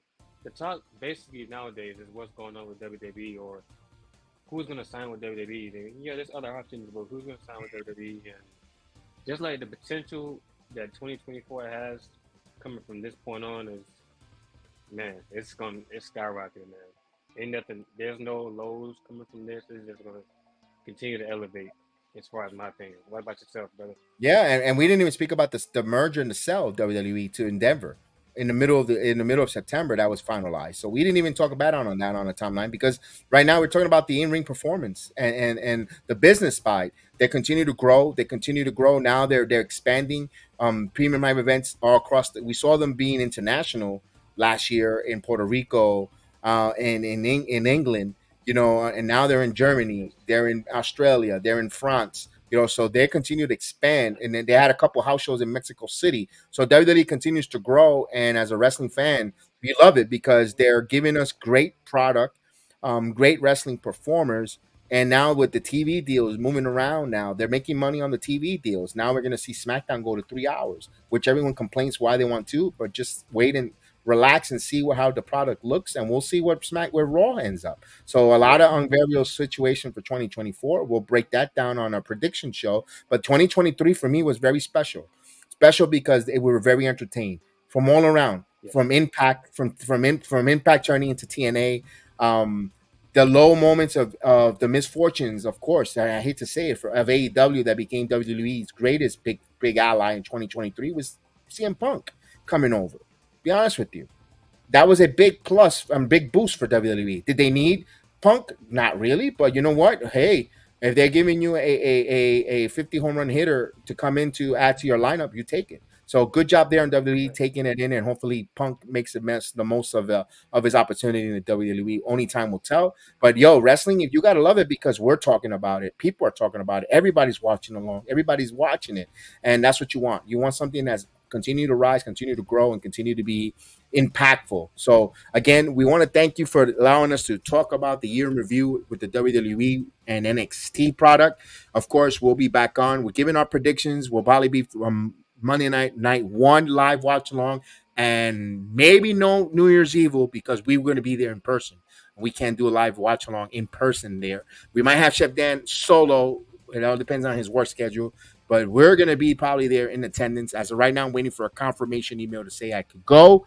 And then once that's the deal, I will be there with Terrence. Terrence is going to be there no matter what. He's going to be there front and center. He's probably going to be camping there Monday night. But who knows? Nah, I ain't doing it. All right. But if we don't speak to you the rest of the year, of which we're trying to do that 2024 preview before the year begins, have a happy new year. For all the wrestling fans, we thank you guys. It was a great year in wrestling. Remember, get over in life. Don't get pinned by circumstances. Put yourself over. Don't get pinned. Continue to strive. And if you ain't down with the Heal the Ring podcast, we have 2 words for you. Just subscribe. Peace out. I'm awesome! You people bought a ticket to see me, so shut up! Sometimes I get so mad there's no control. Ladies and gentlemen, just in case you live under a rock, I might grab a bat, I don't know. My rap, my blood boils over like